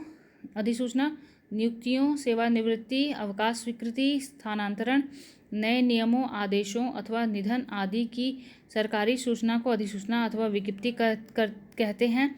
प्रायः यह सूचना गजट में प्रकाशित होती है। अधिसूचना राष्ट्रपति अथवा राज्यपाल के स्तर से जारी की गई मानी जाती है, अतः प्रेषक का उल्लेख नहीं होता है। सूचना प्राप्त करने वाले अधिकारी अथवा कर्मचारी को पृष्ठांकन से एक प्रति भेज दी जाती है। आवश्यक हुआ तो अन्य विभागों को भी सूचित कर दिया जाता है। संख्या RO 2004A, विधि मंत्रालय, भारत सरकार। राष्ट्रपति का निम्नलिखित आदेश आम जानकारी के लिए प्रकाशित किया जा रहा है। भारत के संविधान के अनुच्छेद 343 खंड 2 के परंतुक में दी गई शक्तियों का प्रयोग करते हुए राष्ट्रपति ने अंग्रेजी भाषा के अतिरिक्त हिंदी भाषा का प्रयोग और भारतीय अंकों में अंतर्राष्ट्रीय स्वरूप के अतिरिक्त अंकों के देवनागरी स्वरूप का प्रयोग संघ के निम्नलिखित राजकीय प्रयोजनों के लिए राज्यों के राज्यपालों, उच्च न्यायालय के न्यायाधीशों और उच्चतम न्यायालय के न्यायाधीशों और उच्च न्यायालय के न्यायालयों के न्यायाधीशों की नियुक्ति के अधिपत्रों के लिए प्राधिकृत कर दिया कर दिया है। 2007 मुख्य परीक्षा का पहला पैसेज। चरित्र एक ऐसा हीरा है जो हर किसी पत्थर को घिस सकता है। चरित्र केवल शक्ति ही नहीं, सब शक्तियों पर छा जाने वाली महाशक्ति है। जिसके पास चरित्र रूपी धन होता है, उसके सामने संसार भर की विभूतियाँ, संपत्तियाँ और सुख सुविधाएं घुटने टेक देती हैं। सुभाष चंद्र बोस के चरित्र को देखकर असंख्य युवक युवतियों ने धन, संपत्ति, खून, यहाँ तक कि अपना पूरा जीवन होम कर दिया। मुट्ठी भर हड्डियों वाले महात्मा गांधी, जिन्हें लोग बापू कहते थे, पर विश्व की कौन सी संपत्ति कुर्बान नहीं थी। चरित्र साधना है जिसे अपनी ही तपश्चर्या, कर्म, सदुप्रयास से निर्मित किया जाता है।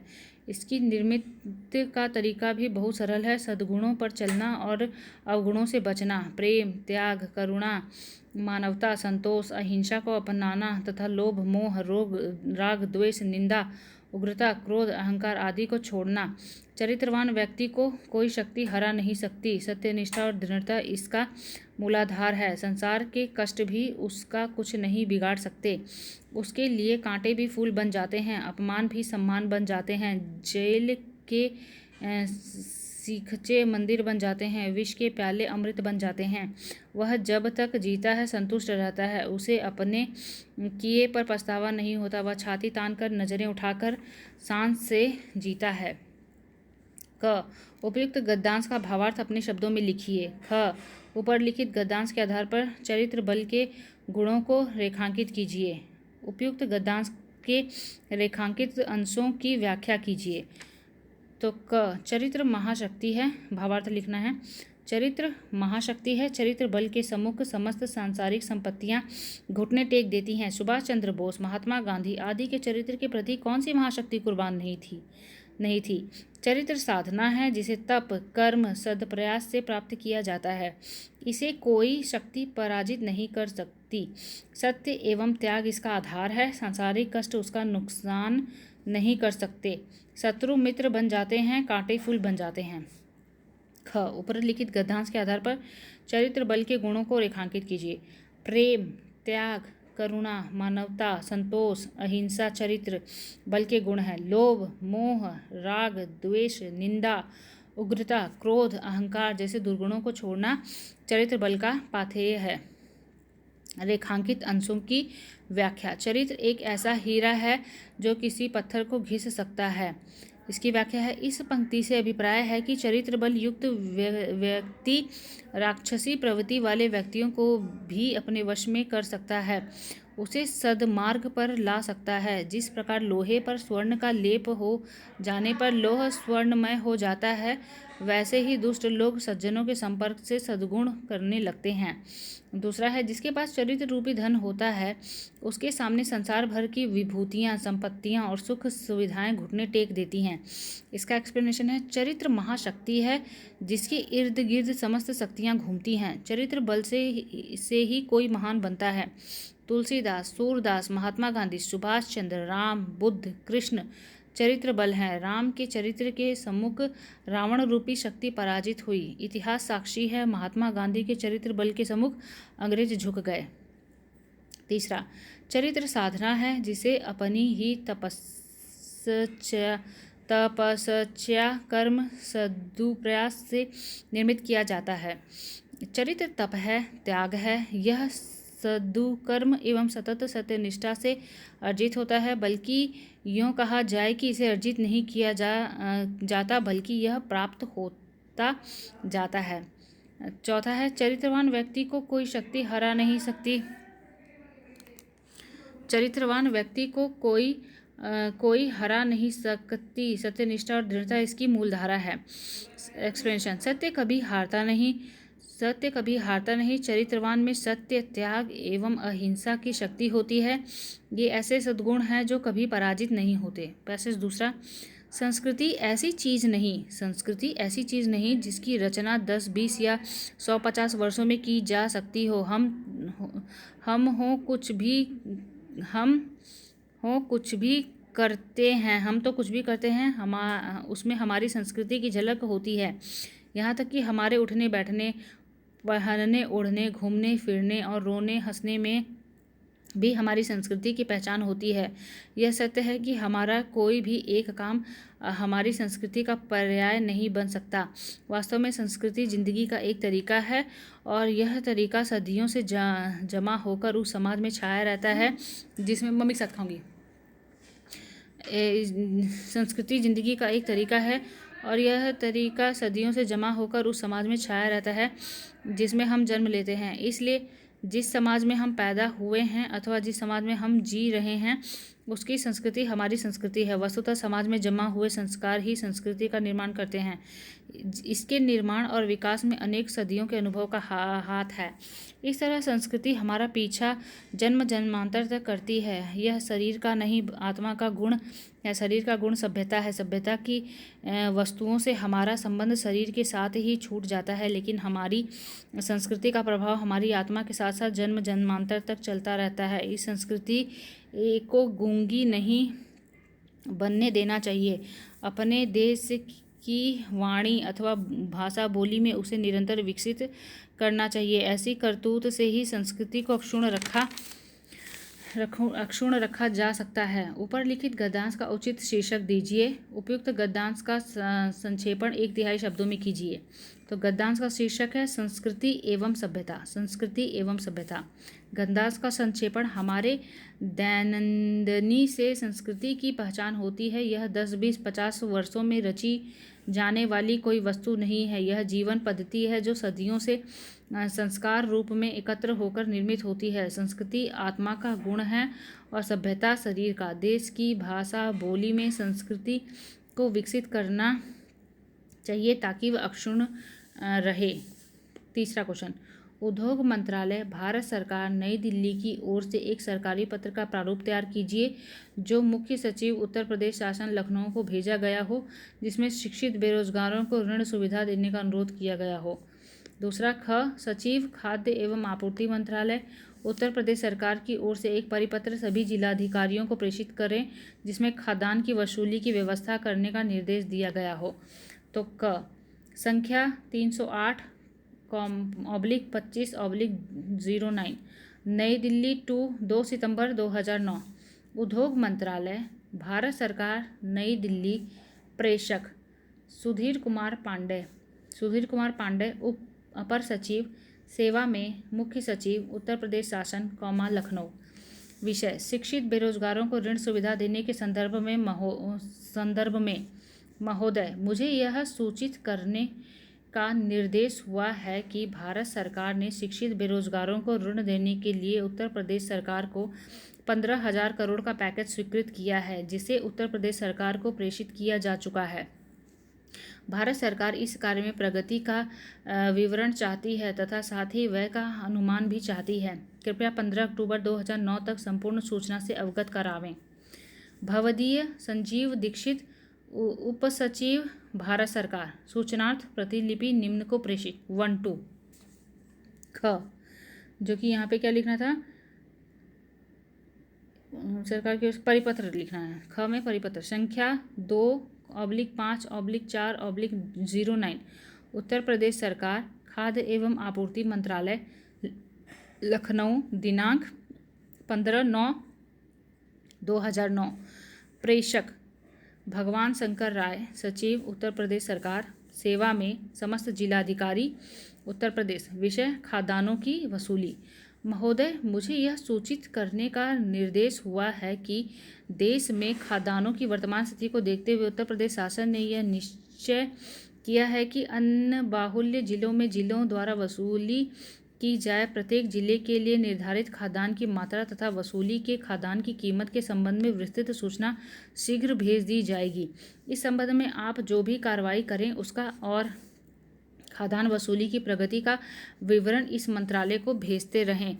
भवदीय संजीव दीक्षित, उप सचिव उत्तर प्रदेश। 2008 का पैसेज पहला संघर्ष की इस दुनिया में ग्रह ही वह स्थान है जहाँ मनुष्य अपने दुख की घड़ियों में आश्वासन प्राप्त करता है, जहाँ उसकी असफलता, धिक्कार और उपेक्षा की जगह स्नेह और सहानुभूति की प्राप्ति होती है। हमारे तड़पते, अतृप्त और घायल हृदय यहाँ प्रेम की अंगुलियों से सहलाए जाते हैं। हमारा उत्पात शीतलता से धुल जाता है। हमारा उत्पात शीतलता से धुल जाता है। जीवन की लंबी यात्रा में जहाँ मीलों तक चट्टानी मैदान है और जहाँ कर्म की धूप असहाय सी लगती है, थके प्यासे यात्री के लिए हमारे ग्रह मरुभूमि में मिलने वाले हरियाली एवं जल स्रोत के समान है। इसे चलने और चलने वाले जीवन में ग्रह हमारे विश्राम के स्थान हैं, जहाँ से जीवन पथ का पथिक अपनी अगली मंजिल के लिए शक्ति और स्फूर्ति ग्रहण करता है। घर हमारी शक्ति का उत्स है, हमारी कल्पना की निर्झरणी है, हमारे साहस का प्रतीक है। यह वह बोझ है जो अन्य बोझों को हल्का करता है और जीवन की डगर पर हमारे पांव को फिसलने नहीं देता। क उपयुक्त गद्यांश को भावार्थ अपने शब्द में लिखिए। ख उपयुक्त गद्यांश के आधार पर मनुष्य के गृहस्थ जीवन के सौंदर्य का विवेचन कीजिए। ग उपयुक्त गद्यांश के रेखांकित अंशों की व्याख्या कीजिए। क गद्यांश का भावार्थ। आज की भाग दौड़ और संघर्ष भरी जिंदगी में व्यक्ति जब भी दुखी, हताश और निराश होता है तो घर ही उसके टूटे हुए हताश मन को स्नेह और सहानुभूति का सहारा देता है। घर के सदस्यों, माता पिता, भाई बहन, पत्नी, पुत्र आदि के स्नेह में रची बसी आत्मीयता, सहयोग व्यक्ति को जीवन संघर्षों से लड़ने और उनमें सफल होने की प्रेरणा और शक्ति देता है। घर से दूर परदेश में रहने पर घर की आत्मीयता स्मृतियों के रूप में जीवन के संघर्षों से लड़ने में संजीवनी का काम करती है। कवि की यह पंक्ति जब भी धूप में जले हैं पाँव, घर की याद आई, घर के महत्व को रेखांकित करती है। ख मनुष्य के गृहस्थ जीवन के सौंदर्य। मनुष्य के गृहस्थ जीवन के सौंदर्य का विवेचन करना है तो मनुष्य के जीवन में गृहस्थ जीवन ही एक ऐसा पड़ाव है जहाँ पहुंचकर वह मनुष्यत्व की पूर्णता प्राप्त करता है। जो लोग गृहस्थ जीवन को बोझ मानते हैं वे गृहस्थ जीवन से मिलने वाले आत्मीयता से वंचित रह जाते हैं, जो हमारे जीवन को पूर्णता प्रदान करती है। जीवन के सुख दुख, राग विराग, हर्ष उल्लास गृहस्थ जीवन में ही पूर्ण होते हैं, जिनके अभाव में जीवन का सौंदर्य अधूरा रहता है। रेखांकित अंशों की व्याख्या। तो पहला रेखांकित अंश है, हमारे तड़पते, अतृप्त और घायल हृदय यहाँ प्रेम की अंगुलियों से सहलाए जाते हैं। हमारा उत्पात शीतलता से धुल जाता है। घर के सदस्यों से मिलने वाला प्रेम, स्नेह, आत्मीयता व्यक्ति की सारी तड़पन दूर कर देती है। टूटे मन को सहानुभूति जोड़ती है। घर के बड़े बूढ़ों के आशीर्वाद और उनके स्नेह स्पर्श से मन के सारे संताप दूर हो जाते हैं। हताश निराश मन घर के लोगों की शुभकांक्षाओं और सहयोग से नई स्फूर्ति और प्रेरणा प्राप्त करता है। दूसरा रेखांकित है, इस चलने और चलने वाले जीवन में हम ग्रह हमारे विश्राम के स्थान हैं, जहाँ से जीवन पथ का पथिक अपनी अगली मंजिल के लिए शक्ति एवं स्फूर्ति ग्रहण करता है। तो इसका एक्सप्लेनेशन है, जीवन चलने का नाम है, किंतु यदि गतिशील जीवन में हम कहीं विश्राम, शांति पाते हैं तो वह घर ही है। जीवन के आखिरी पड़ाव में घर ही हमें शांति, चैन से शेष जीवन पूरा करने में सहारा देता है। तीसरा है, घर हमारी शक्ति का उत्स है। घर ही होता है, चाहे वह आलीशान कोठी हो या झोपड़ी। घर दरवाजों, दीवारों और भौतिक सुख सुविधाओं से नहीं बनता, बल्कि घर के सदस्यों की आत्मीयता, स्नेह, सहयोग और एक दूसरे से संवेदनात्मक लगाव से बनता है। तभी तो गांव के मिट्टी के घर से भी घर वालों को लगाव होता है। अभाव भी उनके स्नेह को कम नहीं कर पाता। ऐसा घर ही हमें जीवन संघर्षों से जूझने की शक्ति देता है। चौथा एक्सप्लेनेशन है, यह वह बोझ है जो अन्य बोझों को हल्का करता है और जीवन की डगर पर हमारे पांव को फिसलने नहीं देता। इसका एक्सप्लेनेशन है, गृहस्थ जीवन को कुछ लोग बोझ समझते हैं। इससे दूर रहकर अनेक झंझटों से मुक्त रहने में ही जीवन का सुख मानते हैं। यह वास्तविकता नहीं है। जीवन में सुख यदि संभव होता है तो अपने उत्तरदायित्व पूर्ण करने से ही संभव होता है, अन्यथा वह काल्पनिक सुख है। गृहस्थ जीवन के सुख सौंदर्य को वही अनुभव कर सकता है जो उसके उत्तरदायित्व को पूर्ण करता है, जिसे लोग बोझ समझते हैं। दूसरा पैसेज है, हिंदी के पक्षधर देश की प्रादेशिक भाषाओं का बहुत आदर करते हैं। हिंदी के पक्षधर देश की प्रादेशिक भाषाओं का बहुत आदर करते हैं। ये भाषाएं हमारी व्यापक संस्कृति की वाणियाँ हैं। ये राष्ट्र की सुरक्षणीय संपत्ति है। देश की मामूली से मामूली बोलों का कोई गीत मर्म को छू जाने वाला है तो वह भी संग्रहणीय निधि है। राष्ट्रभाषा के समर्थक चाहते हैं कि प्रत्येक बच्चे की प्रारंभिक शिक्षा उसकी मातृभाषा में और उच्च शिक्षा उसकी क्षेत्रीय भाषा में हो। प्रत्येक प्रदेश का शासना कार्य वहाँ की भाषा में होना चाहिए। प्रदेश की सभी भाषाएं राष्ट्रीय भाषाएं हैं, किंतु हिंदी सर्वसामान्य की भाषा है, संघ की भाषा है, संपूर्ण राष्ट्र की भाषा है। इसका किसी भारतीय भाषा से विरोध नहीं है। हिंदीतर प्रांतों में हिंदी के प्रति पूरी आस्था है, तभी तो वहाँ के लोग लाखों की संख्या में हिंदी सीखते हैं। क, ऊपर लिखिए गद्यांश का उचित शीर्षक लिखिए। ख, संक्षेपण, सारांश और भावार्थ में अंतर बताते हुए उपयुक्त अवतरण का संक्षेपण 1/3 शब्दों में कीजिए। क, गद्यांश का उचित शीर्षक है हिंदी और भारतीय भाषाओं का अंतर संबंध। हिंदी और भारतीय भाषाओं का अंतर संबंध। ख, किसी विस्तृत विवरण, सविस्तार व्याख्या, वक्तव्य, पत्र व्यवहार या लेख के तथ्यों और निर्देशों के ऐसे संयोजन को संक्षेपण कहते हैं जिसमें अप्रासंगिक, असंबद्ध, पुनरावृत्त, अनावश्यक बातों का त्याग और सभी अनिवार्य, उपयोगी एवं मूल्य तथ्यों का प्रवाह पूर्ण संक्षिप्त संकलन हो। संक्षेपण को अंग्रेजी में प्रेसे कहते हैं, जो एक फ्रेंच शब्द है। एक विद्वान ने प्रेसी की परिभाषा देते हुए कहा है कि संक्षेपण किसी मुद्रित, लिखित या कथित विषय के किसी अंश में सन्निहित आवश्यक तथ्यों का सारगर्भित एवं संक्षिप्त कथन है। संक्षेपण, सारांश और भावार्थ में अंतर निम्नलिखित है। संक्षेपण, सारांश और भावार्थ में निम्नलिखित अंतर है। संक्षेपण और सारांश। सारांश में केवल मुख्य तथ्य को अत्यंत संक्षेप में लिख दिया जाता है, जबकि संक्षेपण में सामान्यतः मूल की सभी बातें क्रमबद्धता के साथ प्रस्तुत की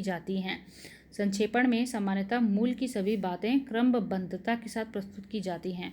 भावार्थ और संक्षेपण दोनों में भावों या विचारों की संक्षिप्तता रहती है, किंतु भावार्थ में जहाँ लेखन की कोई स्पष्ट सीमा रेखा नहीं होती, वहीं संक्षेपण सामान्यतः मूल अंश का 1/3 होता है।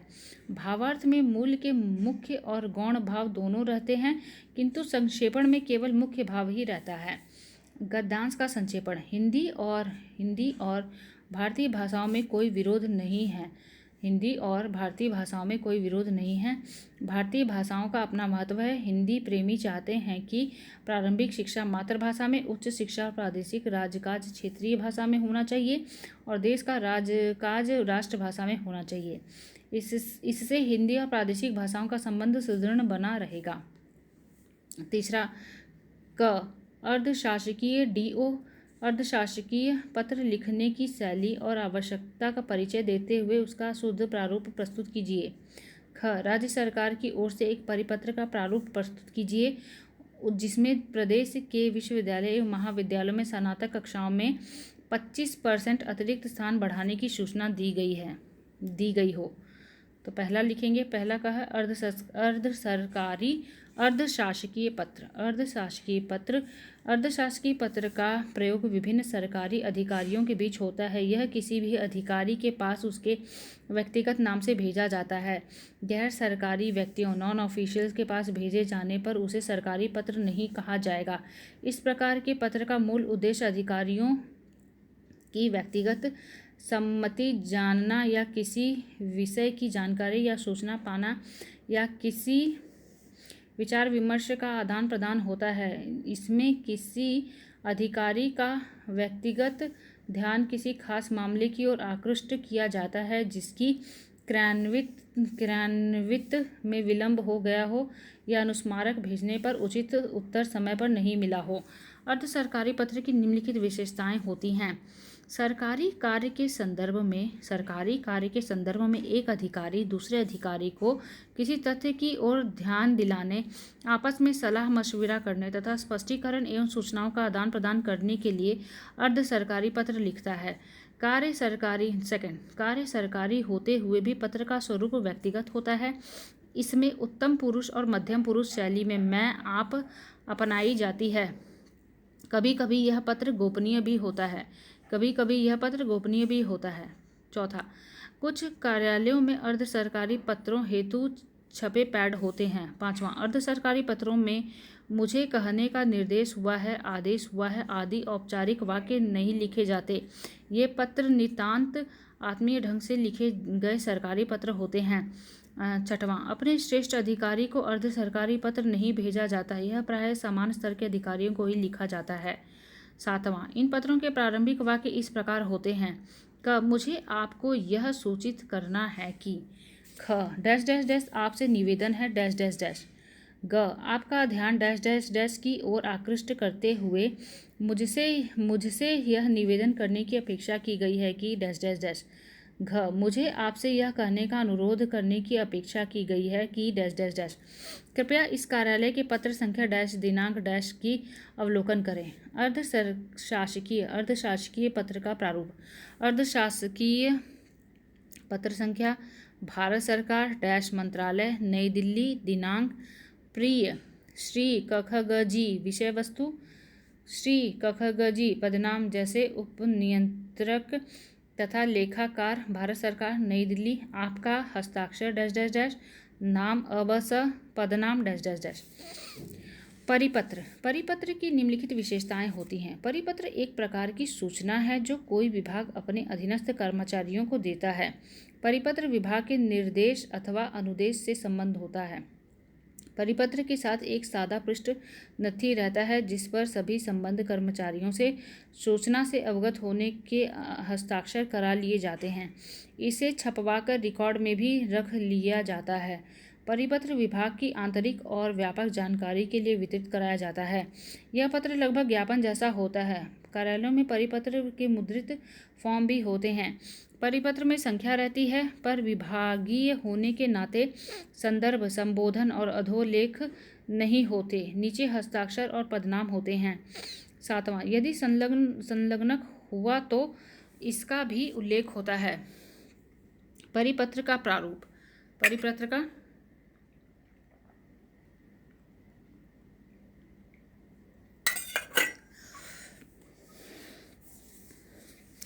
परिपत्र का प्रारूप संख्या 75/3D। सेवा में उत्तर प्रदेश के समस्त विश्वविद्यालयों एवं महाविद्यालयों के कुलपति प्राचार्य इलाहाबाद दिनांक 7/6/2009। विषय प्रदेश के विश्वविद्यालयों एवं महाविद्यालयों में स्नातक कक्षाओं में 25% अतिरिक्त स्थान बढ़ाने की सूचना। मुझे सरकार से निर्देश मिला है कि प्रदेश के सभी विश्वविद्यालयों एवं महाविद्यालयों में आगामी सत्र से स्नातक कक्षाओं में 25% अतिरिक्त स्थान बढ़ा दिया जाए जिससे अधिक से अधिक छात्रों को उच्च शिक्षा ग्रहण करने में कोई असुविधा न हो। अतिरिक्त सीटों को हर हाल में 10 जुलाई 2009 तक प्रवेश लेकर सूची उपलब्ध करा दें। भवदीय हस्ताक्षर कखग शिक्षा निदेशक उच्च शिक्षा उत्तर प्रदेश इलाहाबाद। पृष्ठांकन प्रतिलिपि उत्तर प्रदेश के समस्त विश्वविद्यालयों एवं महाविद्यालयों के कुलपति प्राचार्य, प्रदेश के समस्त उप शिक्षा निदेशक, प्रदेश के समस्त जिला विद्यालय निरीक्षक, प्रदेश के समस्त लेखा अधिकारी। तो प्रतिलिपि 1 2 3 4 करके लिख देंगे। उत्तर प्रदेश के समस्त विश्वविद्यालय एवं महाविद्यालय के कुलपति प्राचार्य। दूसरा, प्रदेश के समस्त उप शिक्षा निदेशक। तीसरा, प्रदेश के समस्त जिला विद्यालय निरीक्षक। चौथा, प्रदेश के समस्त लेखाधिकारी। मुख्य परीक्षा 2008 का पहला पैसेज है। विशेष चयन वाला 2008 वाला पेपर है। पहला पैसेज, लेखक सृष्टि का सबसे चेतन और संवेदनशील प्राणी है। लेखक सृष्टि का सबसे चेतन और संवेदनशील प्राणी है, इसलिए दायित्वों का एहसास भी सबसे अधिक उसी को होता है। वह लेखन कर्म की जितनी अधिक ऊंचाई पर होगा उतना ही गहन होगी उसकी अनुभव लेकिन उसके अनुभवों का क्षेत्र अचेतन जगत तक सीमित नहीं होता। वह सार्थक तभी होता है जब वह चेतन सत्ता से जुड़ता है। एक वास्तविक लेखक को सृजन कर्म के दौरान अनेक बातों का ध्यान रखना आवश्यक होता है। लेखक प्राय व्यवस्था विरोधी होता है और उसकी भूमिका समाज में तीसरी आंख की तरह होती है। उसकी दृष्टि से कुछ भी नहीं बचता, लेकिन लेखक पर व्यवस्था दो तरफा आक्रमण करती है, प्रथम प्रलोभन द्वारा और द्वितीय सत्ता के मनमाने प्रयोग द्वारा। यदि लेखक इनसे बचकर नहीं चलता है तो ये उसे चिंतन और सृजन के सही मार्ग से विचलित कर सकते हैं। लेखक को स्वयं के सीमित दायरे में कैद होने से भी बचना आवश्यक है, अन्यथा उसका लेखन संवेदन के अभाव में अनुभवपूर्ण और अनुभूतिजन्य नहीं हो पाएगा। उपयुक्त गद्यांश का भावार्थ अपने शब्दों में लिखिए। उपयुक्त गद्यांश के आधार पर लेखन कर्म की चुनौतियों का विवेचन कीजिए। उपयुक्त गद्यांश के रेखांकित अंशों की व्याख्या कीजिए। तो पहला है गद्यांश का भावार्थ।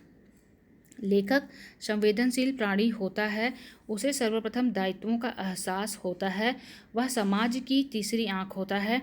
सत्ता पक्ष प्रलोभन एवं मनमाने प्रयोग द्वारा उस पर अंकुश लगाता है, लेकिन जब लेखक स्वयं के दायरे से बाहर निकलता है तो उसका लेखन अनुभवपूर्ण हो जाता है। लेखक की भूमिका समाज में तीसरी आंख की तरह होती है। उसकी सर्वांगीण दृष्टि व्यवस्था को सम्यक रूप से देखती है। वह व्यवस्था का विरोधी होता है, लेकिन उस पर व्यवस्था दो तरफ से हमला करती है, प्रलोभन द्वारा और दूसरा सत्ता के मनमाने प्रयोग द्वारा। ये दोनों आक्रमण लेखक को चिंतन एवं सृजन के वास्तविक मार्ग से विचलित कर देते हैं। गद्यांश के रेखांकित अंशों की व्याख्या। पहला है, लेखक सृष्टि का सबसे चेतन और संवेदनशील प्राणी है। तो इसका एक्सप्लेनेशन है, लेखक वैदुष्यपूर्ण होता है अतः लेखक वैदुष्यपूर्ण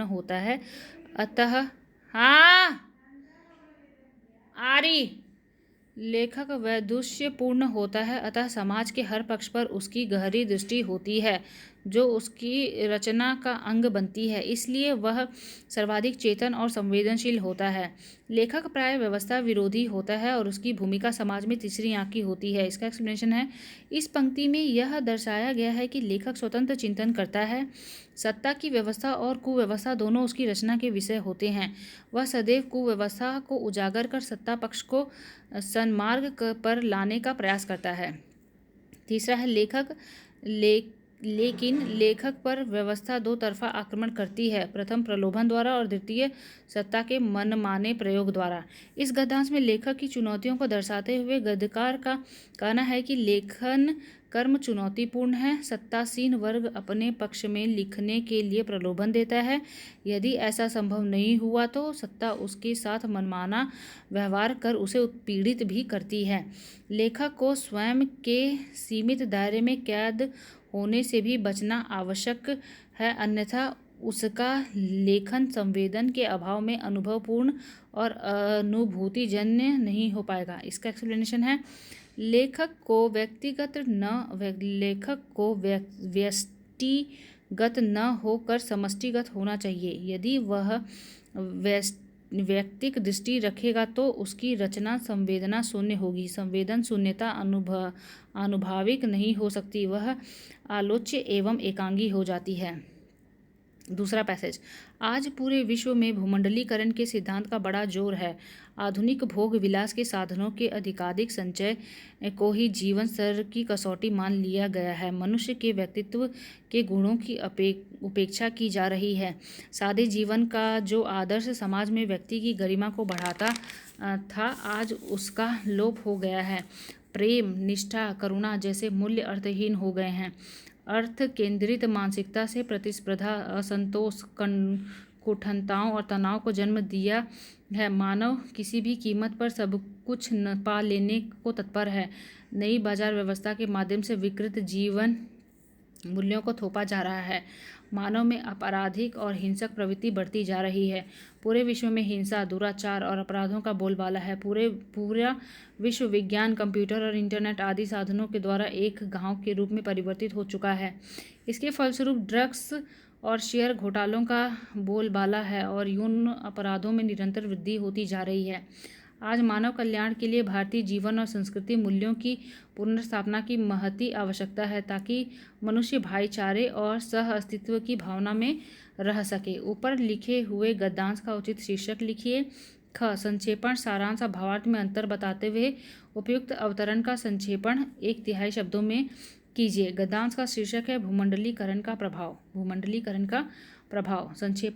संक्षेपण किसी विस्तृत विवरण, सविस्तार व्याख्या, वक्तव्य, पत्र, व्यवहार या लेख के तथ्यों और निर्देशों के ऐसे संयोजन को संक्षेपण कहते हैं जिसमें अप्रासंगिक, असंबद्ध, पुनरावृत्त, अनावश्यक बातों का त्याग और सभी अनिवार्य, उपयोगी तथा मूल तथ्यों का प्रवाहपूर्ण संक्षिप्त संकलन हो। संक्षेपण और सारांश में अंतर। सारांश में केवल मनुष्य तथ्य को अत्यंत संक्षेप में लिख दिया जाता है, जबकि संक्षेपण में सामान्यतः मूल की सभी बातें क्रमबद्धता के साथ प्रस्तुत की जाती हैं। आशय और संक्षेपण। आशय में या तो संपूर्ण कथन का अथवा गुण अंशों का स्पष्टीकरण रहता है, जबकि संक्षेपण में स्पष्टीकरण की आवश्यकता नहीं पड़ती। भावार्थ और संक्षेपण दोनों में भावों या विचारों की संक्षिप्तता रहती है, किंतु भावार्थ में जहाँ लेखन की कोई स्पष्ट सीमा रेखा नहीं होती, वहीं संक्षेपण सामान्यतः मूल अंश का 1/3 होता है। भावार्थ में मूल के मुख्य और गौण भाव दोनों रहते हैं, किंतु संक्षेपण में केवल मुख्य भाव ही रहता है। व्याख्या और संक्षेपण। व्याख्या में मूल के मुख्य और गौण भावों का समावेश होता है, जबकि संक्षेपण में केवल मुख्य भाव रहता है और गौण भावों को छांट दिया जाता है। अवतरण का संक्षेपण। अवतरण का जो पैसेज में दिया हुआ है। भूमंडलीकरण में संचय को जीवन की कसौटी मान लिया गया है। सादा जीवन का विचार गौण हो गया है और उदात्त गुण, प्रेम, निष्ठादि अर्थहीन हो गए हैं। नई बाजार व्यवस्था से आपराधिक वृत्ति बढ़ रही है। पूरा विश्व कंप्यूटर, इंटरनेट द्वारा एक गांव बनकर रह गया है। ड्रग्स एवं शेयर घोटालों जैसी वृत्तियां पनप रही हैं। इसे दूर करने के लिए भारतीय सांस्कृतिक मूल्यों की स्थापना आवश्यक है। सरकारी पत्र से क्या तात्पर्य है, उसका एक प्रारूप प्रस्तुत कीजिए। अधिसूचना यानी नोटिफिकेशन किसे कहते हैं, उसका एक प्रारूप तैयार कीजिए। सरकारी पत्र ऐसा पत्र जो सरकार के किसी एक कार्यालय से दूसरे कार्यालय को भेजा जाए और उसमें सरकार के किसी निर्णय, समस्या निदान या नीति निर्धारण को विषय बनाया गया हो, सरकारी पत्र कहलाता है। यह पत्र एक निश्चित ढांचे में ढला होता है। इसकी सामग्री बिल्कुल तथ्यपरक, संयत, स्पष्ट और सर्वदा शुद्ध होती है। पत्र में लेखक की अपनी कोई बात न होकर तर्क संगत एवं विधि संगत कथन मात्र होता है। पत्र की सारी सामग्री यथार्थ परक तथ्यों, नियमों और उपनियमों के बंधन में बंधी होती है। संक्षिप्तता सरकारी पत्रों की रीढ़ है। यह सदैव अन्य पुरुष शैली में लिखे जाते हैं। सरकारी पत्र का नमूना। प्रेषक अ, ब, स, मुख्य सचिव, उत्तर प्रदेश शासन सेवा में सचिव, राजस्व परिषद, उत्तर प्रदेश, लखनऊ। संख्या दाहिनी तरफ लिखेंगे। संख्या 3045, 2008, लखनऊ। दिनांक। विषय अनुशासिक अनुशासिक कार्यवाही में अभिलेखीय साक्ष्य के लिए प्रस्तुत किए जाने वाले विधिक अधिकारी की उपस्थिति। महोदय। सरकारी पत्र का नमूना। सरकारी पत्र का नमूना। प्रेषक अ, ब, स, मुख्य सचिव, उत्तर प्रदेश शासन सेवा में सचिव, राजस्व परिषद, उत्तर प्रदेश, लखनऊ। संख्या दाहिनी ओर लिखेंगे। 3045/2008, लखनऊ। दिनांक। विषय अनुशासनिक कार्यवाही में अभिलेखीय साक्ष्यों के लिए प्रस्तुत किए जाने वाले विधिक अधिकारी की उपस्थिति। महोदय, उपयुक्त विषय पर शासनादेश संख्या 13/2/2007 दिनांक 30 जनवरी 2007 के पैरा 1 की ओर आपका ध्यान आकर्षित करते हुए मुझे आपके सूचनार्थ Uttar Pradesh dash dash dash अधिनियम संख्या डैश डैश डैश की एक प्रति भेजते हुए यह कहने का निर्देश हुआ है कि उक्त अधिनियम विधानमंडल द्वारा पारित हो चुका है तथा उसकी एक अधिकृत प्रति उत्तर प्रदेश गजट 28 सितंबर 1990 में शासन की ओर से प्रकाशित की गई है। जैसा कि आपको विदित होगा, उक्त अधिनियम के अनुसार अनुशासनिक कार्रवाइयों में नियुक्त जांच अधिकारियों एवं प्रशासनिकरण को यह अधिकार होगा कि वे अब समस्त अपेक्षित गवाहों और अभिलेखीय साक्ष्यों की उपस्थिति अनिवार्य रूप से सुनिश्चित कर लें। यह अधिकार पब्लिक सर्वेंट एक्ट 1950 के अनुरूप ठीक उसी प्रकार से प्रदत्त किया गया है जैसा कि जांच आयुक्तों को पहले से प्राप्त है। उक्त परिस्थिति में मुझे यह अनुरोध करना है कि कृपया नवीनतम अधिनियम के उन प्रावधानों के संबंध में अपने अधीनस्थ समस्त पदाधिकारियों को अवगत करा दें जिनका संबंध सरकारी कर्मचारियों के विरुद्ध कार्रवाई से हो। भवदीय हस्ताक्षर क ख ग मुख्य सचिव। ख अधिसूचना विज्ञप्ति नोटिफिकेशन नियुक्तियों, सेवानिवृत्तियों, अवकाश स्वीकृति, स्थानांतरण, नए नियमों, आदेशों तथा निधन आदि की सरकारी सूचना को अधिसूचना अथवा विज्ञप्ति कहते हैं। प्रायः यह सूचना गजट में प्रकाशित होती है। अधिसूचना राष्ट्रपति अथवा राज्यपाल के स्तर से जारी की गई मानी जाती है, अतः प्रेषक का उल्लेख नहीं होता। सूचना प्राप्त करने वाले अधिकारी अथवा कर्मचारी को पृष्ठांकन से एक प्रति भेज दी जाती है। आवश्यक हुआ तो विभागों को भी सूचित कर दिया जाता है। अधिसूचना का प्रारूप SRO 2001 ए विधि मंत्रालय भारत सरकार। राष्ट्रपति का निम्नलिखित आदेश आम जानकारी के लिए प्रकाशित किया जा रहा है। भारत के संविधान के अनुच्छेद 343 खंड 2 के परंतु क में दी गई शक्तियों का प्रयोग करते हुए राष्ट्रपति ने अंग्रेजी भाषा के अतिरिक्त हिंदी भाषा का और भारतीय अंकों में अंतर्राष्ट्रीय स्वरूप के अतिरिक्त अंकों की देवनागरी स्वरूप का प्रयोग संघ के निम्नलिखित राजकीय प्रयोजनों के लिए राज्यों के राज्यपाल, उच्चतम न्यायालय के न्यायाधीशों और उच्च न्यायालय के न्यायाधीशों की नियुक्तियों के अधिपत्रों के लिए प्राधिकृत कर दिया गया है। हस्ताक्षर क ख ग विशेष सचिव।